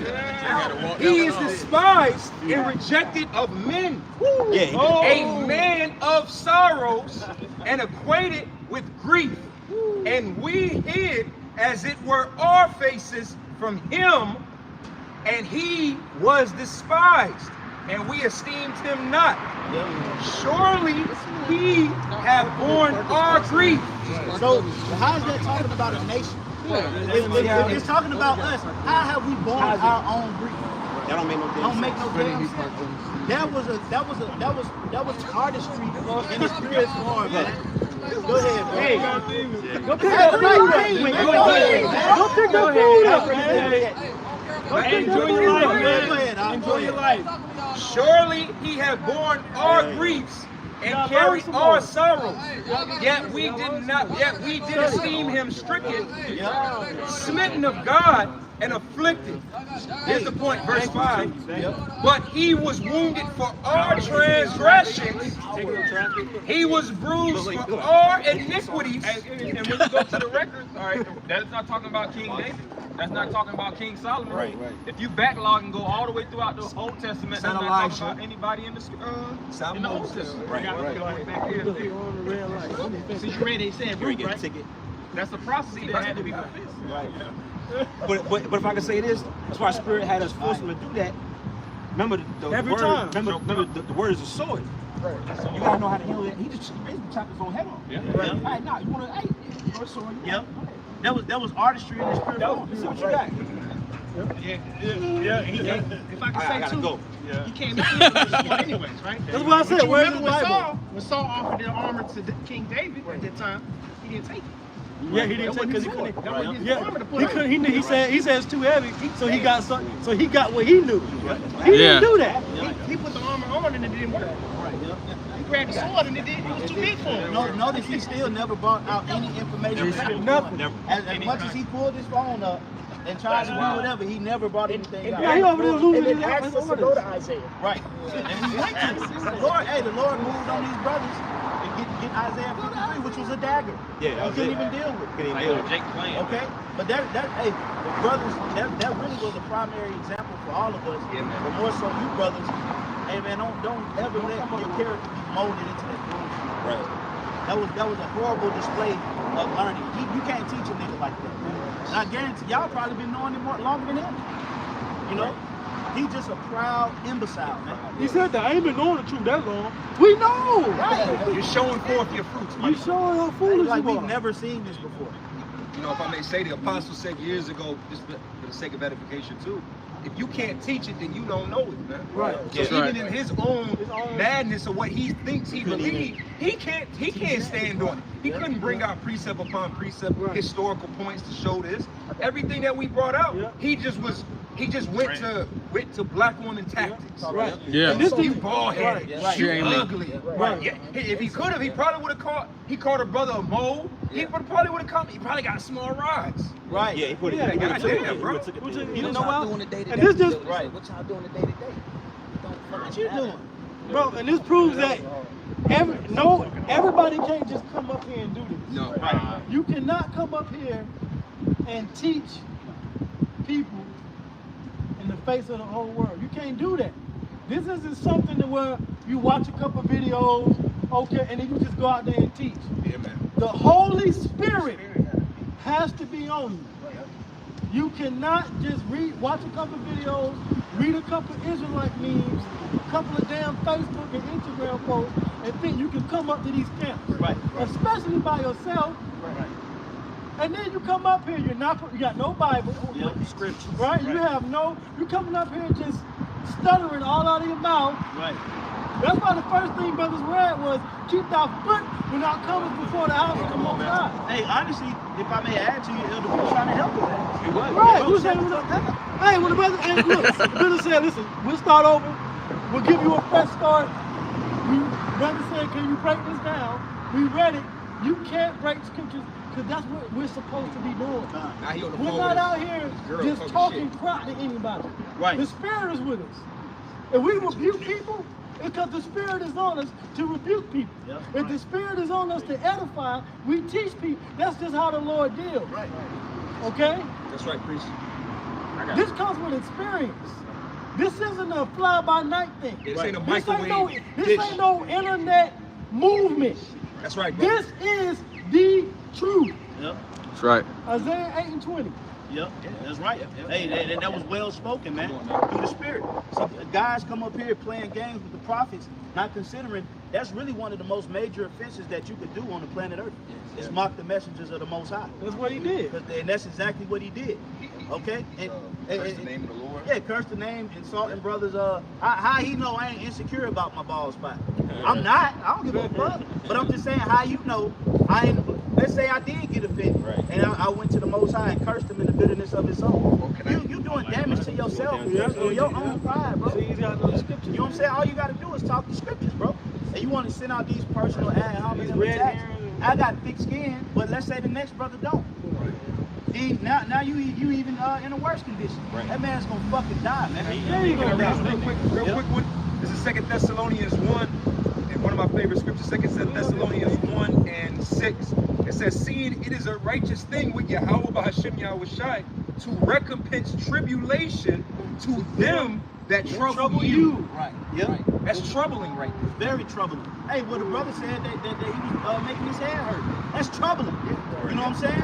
Hey, you know, even though we on the battlefield, in my mind, I'm thinking like, damn, bro, you good? Don't let him get to me. You see what I'm saying? Don't let that shit bother you. Not because what he doing is he doing anything, is you can offend brothers, man. Right. Okay? He could have had a bad day or a long week. The Lord could have tried to ease his week up tonight, but you come giving an extra headache. Now your ass gonna go down here, you're gonna hit a pothole, you know what I'm saying? You're gonna veer off into the oncoming lane. There's gonna be a drunk lady looking down at her phone, and she gonna smack the shit out your black ass, man. Right. Now you niggas gonna be parading your ass down Redan Road. Right. you know, just like you're explaining, right. The dude was in agitation. Yeah. And what did Yahushua say to Peter? That the devil desires to sift you. Going to the word sift, it means an inward agitation. So he came out as Satan. Yeah. He came out here to agitate the prophets, agitate the words coming out to brothers who sincerely listening. Scoff and scorn. Scoff and scorn. Scoff and scorn. Yep. Right. Just basically being a little gnat. Yeah. You know, he looked like a degenerate. Well, he was dirty. Oh, man. He was very dirty. He was very dirty. Them boots were still Yeah. Hey, I called every attribute out about this man. Yeah. I said, you from DeKalb County? Yeah. Smoke. Called it out. I had one more, but I didn't want to insult him too much. Yeah. But I was gonna say, you work in the warehouse. No disrespect, because certain brothers that work in the warehouse, clean cut brothers. Right. But I'm talking about niggas. I ain't talking about any brother that's in the warehouse. But that's a warehouse nigga. I worked in the warehouse for 8 years. What did Eminem say at 8 Ball? Look at his boots. Right. They're growing roots. Them ain't even butters no more. That's burnt fried chicken oil. That ain't butters. Yeah, ain't nothing light and fluffy about the Timbs, man. Them Timbs that went through the process of I say nah. That Sox hat, man. That Sox hat was purchased in 08, man. Man, that's that hat been about 15 summers, man. Hey, we gonna roast that nigga when we get these scriptures. Go ahead, bro. I got some. Whoever got it. Psalms chapter 89, verse 7. It says, the Most High is greatly to be feared in the assembly of the saints. Hey, let's focus on what was just read right here in all sincerity. The Lord is to be greatly feared. This is a prime example of the lack of fear of the Most High. Right. Okay? Even if it was, let's say I didn't believe in, let's say I'm walking, right? And I run into a Hebrew Israelite camp. And let's say I don't believe everything that they're teaching, there still will be a level of decorum and respect that I would show due to the fact that I fear the Most High. Right. I wouldn't go out there and just straight up and down disrupt their program. Right. Talking all crazy, talking out the side of my neck. Right. You know what I'm saying? You would go. I would really just keep it walking. But let's say perhaps I'm a novice and I do stop. It would still be a level of, hey, so do y'all believe that such and such? And I would listen and then use the scriptures to combat what they saying. I wouldn't go up there and just completely annihilate, any Hebrew Israelite to that manner to where it becomes disrespectful. The Lord is to be greatly feared, brother. Right. You can't just be stepping like that, man. Because you know what? What if we are wrong? What if we're sincere? Yeah. But like Apostle Paul. The Apostle Paul was sincerely wrong, but the Lord brought him back to the fold. So things like that can happen where you gotta deal with it spiritually. Like you said, you don't really, man. Even us, man, we don't. Man, I'm just thinking about you and the fact that, like what you just said, we don't go around these other camps talking shit, or we'll leave you alone before we get into that space. It's best to just leave them alone, leave them be, and if they are the elect, they'll figure it out. Right. Hey, well, you got to think about it in terms like this. You got Georgia Tech and you got Georgia State, right? Do the professors from Georgia Tech bombard their way into Georgia State and disagree with their curriculum? I guarantee you they got different curriculum that these professors may argue like that's not. We don't stand on that. We don't teach that at our facility. But no, they just let them do their fucking thing at their institute, man. And they do their thing at theirs. What niggas don't have nothing. I'm telling you, that nigga don't have nothing. Nah, he ain't got nothing. So he has to go around and try to bully himself into people believing him. You know, you could tell, you could just look at him and tell this nigga everything he do is dirty and out of order. You know? Go ahead, bro. This is Psalms 89:7. It says, the Most High is greatly to be feared in the assembly of the saints, and to be had in reverence of all them that are about him. And that are about him. Having the reverence. Go ahead, bro. If I may say, he was talking about the sign and the fact of like, well, what about the Israelites in Nigeria? Well, the scriptures let us know that there's Israelites scattered to the four corners of the earth. So imagine you believing that there's no Israelites in Mexico. Right. Like imagine you, like that's what you're saying. Right. And then you're offending men that might be of the other, that are of the other tribes, right. man. Right. You're sowing discourse amongst our own nation, which, how do you get around Isaiah? Well, he wanted to stay in the book of Isaiah. Isaiah, what is that? Isaiah 11 and 14. That Judah shall no more vex Ephraim, and Ephraim shall no more envy Judah, man. So there's major prophecies involved in all 12 tribes. And all 12 tribes are not, they do not look like fucking LeBron James, man. Right. Well, they said historically, the second largest port where the Negroes, slaves was being imported to was Brazil, man. Number one was America, the second largest location was Brazil. And what is he talking about? Well, he's the Negro tribe. That's right, Negro. You can tell that this guy, he sits around smoking all day, and he watches a multitude of videos of people. He's not rooted in anything. That's why he wasn't able to bring down his foundation, or bring out his foundation of what he really. I still don't even know. Was he a Hebrew Israelite? Was you an African Egyptian? Yeah. The fuck were you? That's a spirit, bro. You know, like, what are you? What are you? I couldn't. You don't even. That's crazy. I had to ask you who was So that was what you call, like the scripture says, somebody hold that. A novice being lifted up in pride. Okay, and it takes you a while to become an expert in the spirit. Me personally, I look at myself as a novice. You know, as a young man in the truth, still trying to learn the ways of Yahweh Shemai, let alone somebody that just came in a couple of months ago. You should be even more humble. Well, it tells you in the book of Ezekiel to eat the roll, they go teach. Right. He don't even know how to break down these scriptures, and he hasn't read the whole Old Testament. He's speaking so highly of the Old Testament. He hasn't read the whole Old Testament. He's not even qualified to teach the Old Testament. Like, bro, what are you getting your tutelage from? At least have an answer. If he would at least say what Isaiah 53, well, I believe it's Elisha, or I believe it's Elijah, then okay, then you can deal. But he didn't even have a. He ran. What? He ran. He's 17 years old. Who was reading? Well, somebody look at that. This is 1 Timothy 3. And if I start in verse 4, it says, one that ruleth his house, having his children in subjugation with all gravity. I'm selected. Skip down to verse 6. It says, not a novice, least being lifted up. This is 1 Timothy 3 and 5. It says, for a man knows not how to rule his house. Yeah, your house is your spirit. It's a body. You can look at him and tell he don't know how to rule. His mouth was quivering when he was trying to make points. That shows that's body language 101 that you're not confident. Yeah, he's stuttering. Everybody said he's stuttering. Yeah, he was stuttering. His mouth, like even when he didn't have nothing to say, he's like his mouth started quivering because he just want to make some words up. But he don't have the words. Most men have been around in a long time. Yeah, especially being the east side. Know nothing. When you talk, it's a cycle. Like most people that don't know nothing, you know, or especially being proud of not knowing nothing, they spew everything out. They just because they're trying to show you that they know something. Yep. And in all actuality, a man of wisdom can look at him and tell, like, out of 2 words, you can look and tell, man, this dude. That's why I felt like I was wrong in the beginning, because I was already from the rip just dismissing him. No, you was in the spirit. I was like, damn, I'm jumping the gun, but in the beginning, I'm like, man, just leave. Right, that was the spirit. Because as soon as you start talking about it, he was proud enough to say, well, I know I teach on YouTube. Well, get your motherfucking ass on the screen. And then it's like, why you keep looking at me making your point, bro? It's like, what's wrong with you? He was looking, wasn't blinking. Hey, nigga. Pan around. Hey, nigga. Damn. Go ahead, bro. God.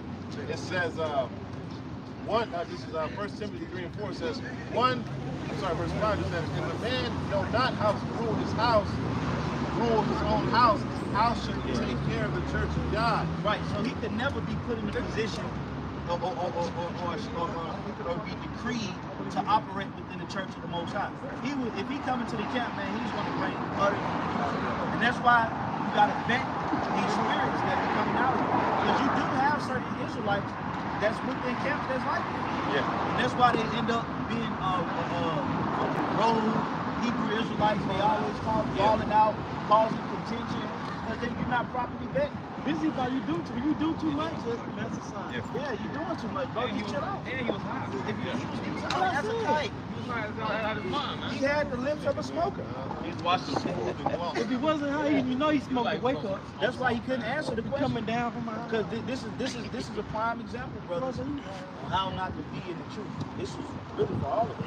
That spirit of pride, man, it don't matter how long you've been around, it can creep in. It's your problem. It's your responsibility to dissolve that spirit of pride that's within you.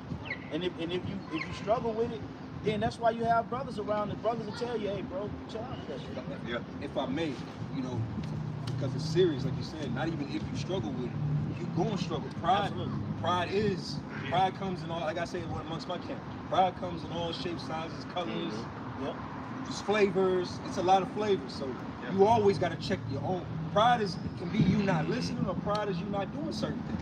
You could just be, stuck in your own ways. You got to be mindful of pride. Yeah, absolutely. And that was a good example for us to look at, because honestly, I really was like, look, bro, let's start fresh. Let's start fresh. Like I wasn't joking when I was, and even when I said, bro, like I said seriously, bro, like this is kind of sad. Yeah. Like I wasn't playing, I wasn't joking when I was saying this stuff, man. Looking at that display, if that's how we got to wake up, we'd be in a horrible condition. Right. That's why we got to thank Yahweh Shah for setting up good leadership and humble men such as the apostles, elders, and other brothers that's operating these camps. And thank the Lord that He's given us these good leaders, man. People listening to him. He's teaching. He got people listening to him. He got a major following on TikTok and YouTube. Like, who's really listening to this man? No? Go ahead, bro.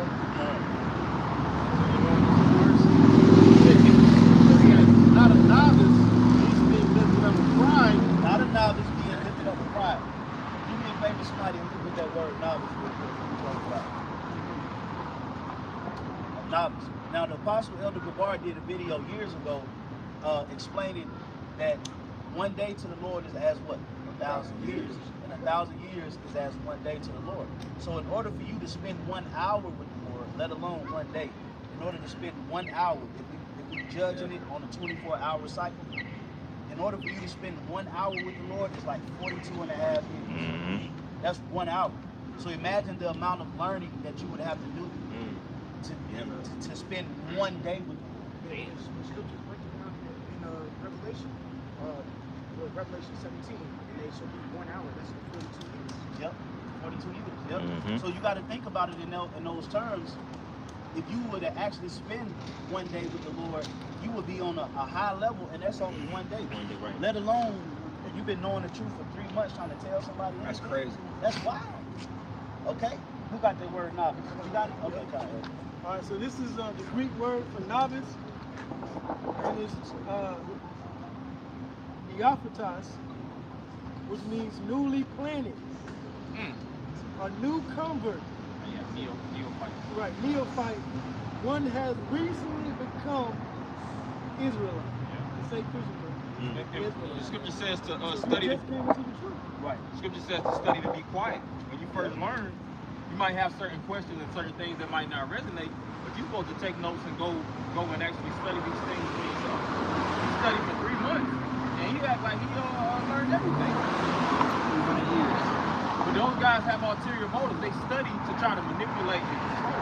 They're not studying to actually come up with a full understanding. Right. See? Well, you know what? Yeah, go on.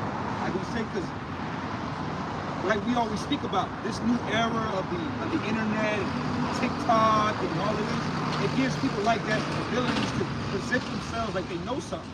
See, that's why the Lord said to come out to the highways and hedges, in season, out of season. I bet his ass wouldn't even argue that point. His ass wouldn't argue that point with us December.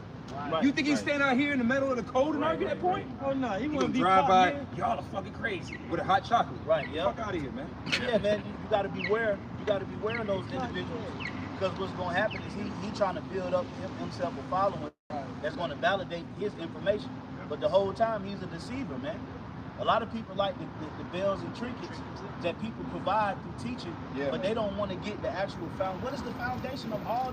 What is the foundation of learning? Right. The foundation of learning is Yahweh Bashim Shai. All this other shit can be broken down, bro.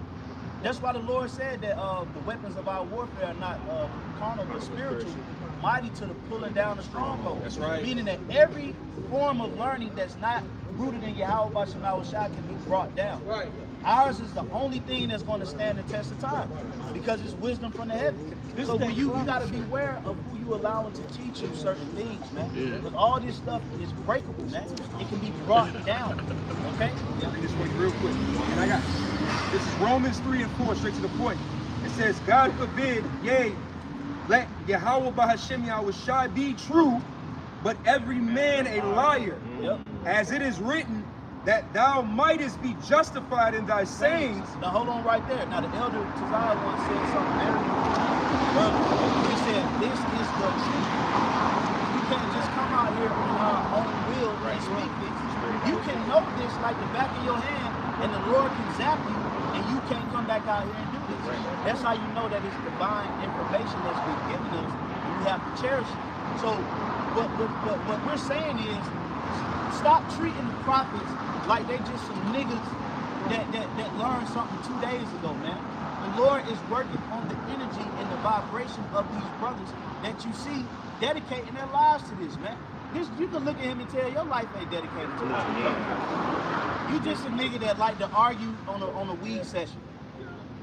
You know, where the loud being rolled up, you know, niggas is sitting at that glass table, rolling up, and then you waiting for your moment. As soon as the motherfucking, soon as them fat blunts get into rotation, you break the ice and start arguing with everybody in the session. That's the type of nigga that you are. Niggas don't know about the music. Right. You can tell. Yeah, niggas gonna stop smoking with you, nigga. You know what I'm saying? He's the type of nigga that like to interrupt smoke sessions with his partners, man. That he grew up with, that he played outside football with. Now them niggas didn't grew up and grew and been groomed into transgression. Now they sit around smoking weed, and he's the enlightened one. Yeah. That's what he's doing, man. So now he's gonna start getting a following, and we roll up. As soon as they roll up and spark up, he gonna show how many followers he got. So y'all don't be listening to. Next thing you know, you're gonna get excommunicated. Okay? You're a novice that's being lifted up with pride, man. That's what you're doing. You're a novice nigga, okay? You're a novice nigga that's being lifted up with pride, and you're an example for the little ones of Yahweh Bashim Shai on what not to be. I took full heed of that cat, okay? It was disgusting. It was very unbecoming, not just of a man of the Lord, but just of a Hebrew Israelite. I've met Hebrew Israelites that don't know that they're Hebrew Israelites, that have way more manners and etiquette than that. So it ain't even about being unbecoming of a man of the Lord. That's just unbecoming of a person. No, a heathen that's better than you, nigga. Okay? I know a heathen. I know some heathens that'll give a better ear than you. Right. Yeah. That's why 2/3 are gonna be low. You won't. After the 2/3 in the kingdom of the heaven is gonna be heathens. That's how low niggas gonna be. You're gonna be close. You're gonna be closer to heathen than you're gonna be to the cream of the crop. That's crazy. You're gonna be the last nigga in the kingdom, and then after you the last Israelite, the next one is gonna be the top nigga. Right behind me. Y'all can bump the shoulder. That's wild. You're probably overseer, nigga. Yeah, because I mean, you gotta be the last, and then you gotta be the first. You probably won't be the last. It might be the last, number, the last number nigga, and then after that, it's gonna be a king heathen right up under him, right on your heels. Man, that comes to the kingdom of heaven 10 million years later, man. Right. That's a nigga. A prime example, man. Go ahead. Whoever's reading could finish it up. Let me finish this. I'm gonna finish this. And it says that thou mightest be justified in thy sayings, and mightest overcome when thou art judged. Yeah. Hey, and ultimately, brothers, on a serious note, we want to overcome, especially the wicked. We don't want to be taken in her plagues. The plagues are already written for Babylon the Great. Right. You know what I'm saying? They're gonna come to pass. We don't want to be taken. We don't want to go down with this war, man. We want to escape the grasp of America in all seriousness, man. We joke and we're some funny brothers. Yeah. That's just the nature of who we are. But we're rooted in what we're talking about. We believe, I think Pastor Paula said it and Albert said it earlier, and that's the importance of listening to brothers so you can reestablish their points. We believe in the saving of the souls. We want y'all to get this, honestly. That's why we are here. Yeah. Okay? We want you brothers to understand Yahweh Bashim Shah. We want you brothers to get closer to the Lord. It's getting wild out here. Was that butterfly? We want y'all to be, through the Spirit, we want y'all back here teaching. Yes. That's the goal of all this, because we was once, and we had our beginning points of we came before the altar of the Lord and we stood and we had to come out here, dedicate ourselves to being listeners. Yeah. Yeah. More labor. There's more work that got to be done, so we need more hands on deck. Yeah, we need brothers in this ministry, so the branches can reach out farther. Yeah. So we're out here to tell you to do the right thing by Yahweh Bashim Shah, so you can escape the plagues that's coming. We don't desire. Hey, even if a brother slips in our camp and we know he going off, he might have got Satan on him. And the scripture say, desiring to pull them out the fire, and getting rid of the spotted garment. Yeah, restoring them, the water. Yeah, in the spirit of meat, and we do that. We don't just be like, man, when the older council, I can't wait. He was 5 minutes late to camp. Right. He's getting on my nerves. Like, man, no. We all trying, man. As long as you putting your best foot forward in this truth, and you ain't coming with that madness and that bull crap, hey, mercy is going to be extended, man. That's right. But this dude wasn't even looking for mercy. We was trying, man. We was trying to start fresh. We was trying to give him an opportunity. We gave him a scripture. Right. Dude, you know what I'm saying? We was still showing that black ass nigga mercy. And you know right now, he on the phone with probably his mom, or his girl, right. Somebody saying he talking shit, saying he showed us up. You already know. He lying. He's lying, man. That nigga got stepped on, man. They couldn't deal with me. Yeah, he got stepped on. You ran All on? right? Go ahead, If I may read the etymology of novice, just one part. I gotta go. This is an interesting part. It says an inexperienced person, one new to his circumstances. So like you said earlier, like that's why I was calling him Bankroll Rap Bob. Yeah, Bankroll Rap Bob. And just like if you in school, right? If you in school and you've been in the class for 3 months and you start trying to teach the teacher, that don't make no fucking sense. Right. You have to actually go through the necessary channels before you actually get certified to be a teacher, man. Right. To actually even, have the ability to teach. But this guy, like, he got them instant microwave niggas, man. Right. They read a couple books, and then the next thing you know, they feel like they know everything. Like, we gonna drop everything and follow him. You don't even have a Bible downloaded on his phone. Right. That's the simplest concept. Right. Download the Bible and look up scriptures. On Google, Like I said, man, that nigga going to a sage on the West End, man, getting all kind of sorcery readings and lied to. He's going to some type of sage or some type of Orisha priest. Some type of he look like he gonna get into ephod too. Yeah, he look like he gonna see the Orisha completely. Man, them Old Testament Israelites, they really a bunch of African Hebrew buggers. That's all they are, yeah. If you in the Old Testament, I was so crazy. I was talking about it earlier today. Old Testament Israelites really are the worst. They really are. Because see, like you were saying, I was talking about this earlier. I was like, see, Sakari. I was like, so crazy. I was literally, I would fight with cigar. Let's say some crackers about fucking with us in the cigar. No matter how they own bullshit, they teach the truth to a level. Right. So I can deal there. But Old Testament, that's really one of the worst types of Israelites. It is. And they say the most blasphemous shit. Yes. And they proud and they blaspheme. Yeah. You know, you can't be around no nigga like You know what? I was gonna ask him. It didn't go there, but he's thinking about the New Testament. This and that. I was gonna ask him, what does the word testament mean? Oh yeah, it means covenant. The Old Testament speaks about a new covenant. Right. Old Testament speaks about the New Testament, new covenant. How's it wrong?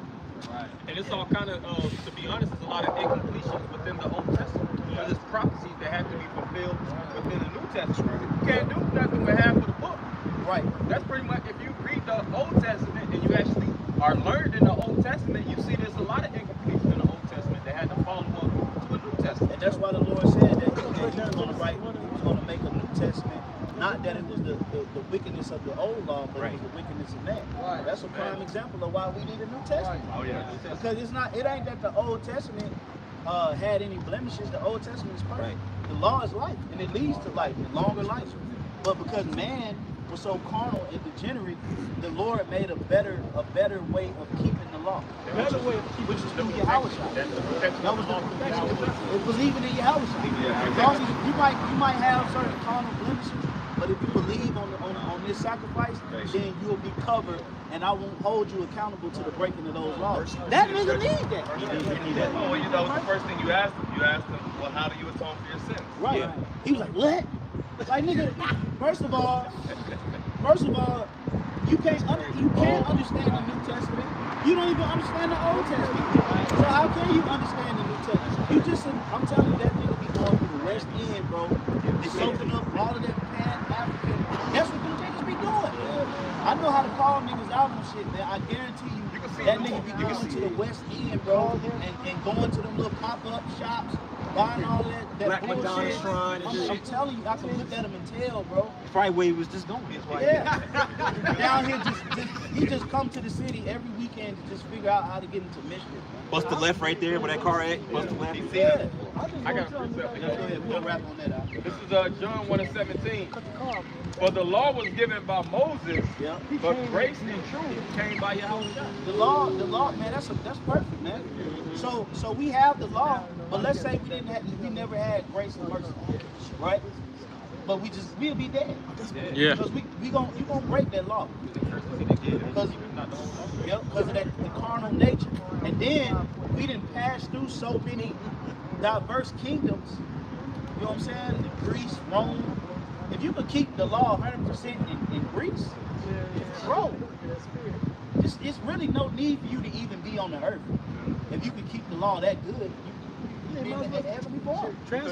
Yeah. So it's like not only can you not keep it even in your own kingdom, you can't keep it because we done passed through so many different diverse kingdoms that actually make you. I'm in my own spirit, and I know y'all brothers feel the same way. I really want to be able to keep the law 100%. Absolutely. You know, every day, you know, I want to do that. You really wish that you could keep it so you can understand the pure essence of keeping it. But you can't. Right. You just go. You might drink some water with some bullshit in it. You broke the law. So what the fuck is this nigga talking about? Okay? They not considering, like with the Elder Red, he's not considering the grace and the mercy aspect. They don't appreciate nobody having mercy on them. Right. And we seen that because we was trying to have mercy on them. We was trying to. I don't want that shit from you. So why did if he don't want mercy from nobody else, why would he want mercy from the Lord? That's a proud nigga that think that he can get it on his own, man. Yeah. That's why they always say, no man can save you. You're proud. Bishop, I say, well, in the Old Testament, don't they say that you got to go to the priest before you go to the Lord? Yep. Who are the priests? We the priests. That's wild. So really, hey, all he had to do was be like, man, I'm having hard right now, man. Can y'all pray for me, man? That's it. Hey, those prayers go up before the Most High on the altar. He good. Because just came to build. But what he wanted to do was He first of all, he knew where he was. He stopped his car right there. Yeah. Car about to put the turn off on him. He came up here to be an asshole. Right. That's what he did. So that's what happened. He got that what it said in Ezekiel, I should make thy head hard against their forehead. That's all it was. You know? And he thought we was gonna back down. Right. And he hurt. So he mentioned YouTube, I got views. That's what he came up here for. But then he got a spiritual beat down. And he had to walk away because he don't know the scriptures. Right. He just wanted to say, They're gonna say, well, you know, you over there bald, you need to go ahead and shave it. Right. Like you don't even know the law. Like you bring out the law where it says if you are balding, the man is clean. But then you're gonna come out and say right after that, well, you balding, you need to shave. When the scriptures say that you shouldn't shave your head. Like, how you gonna tell me what to do with my shit? But you know, there's so many. That's how you know that and y'all brothers, y'all seen how the spirit dealt with it.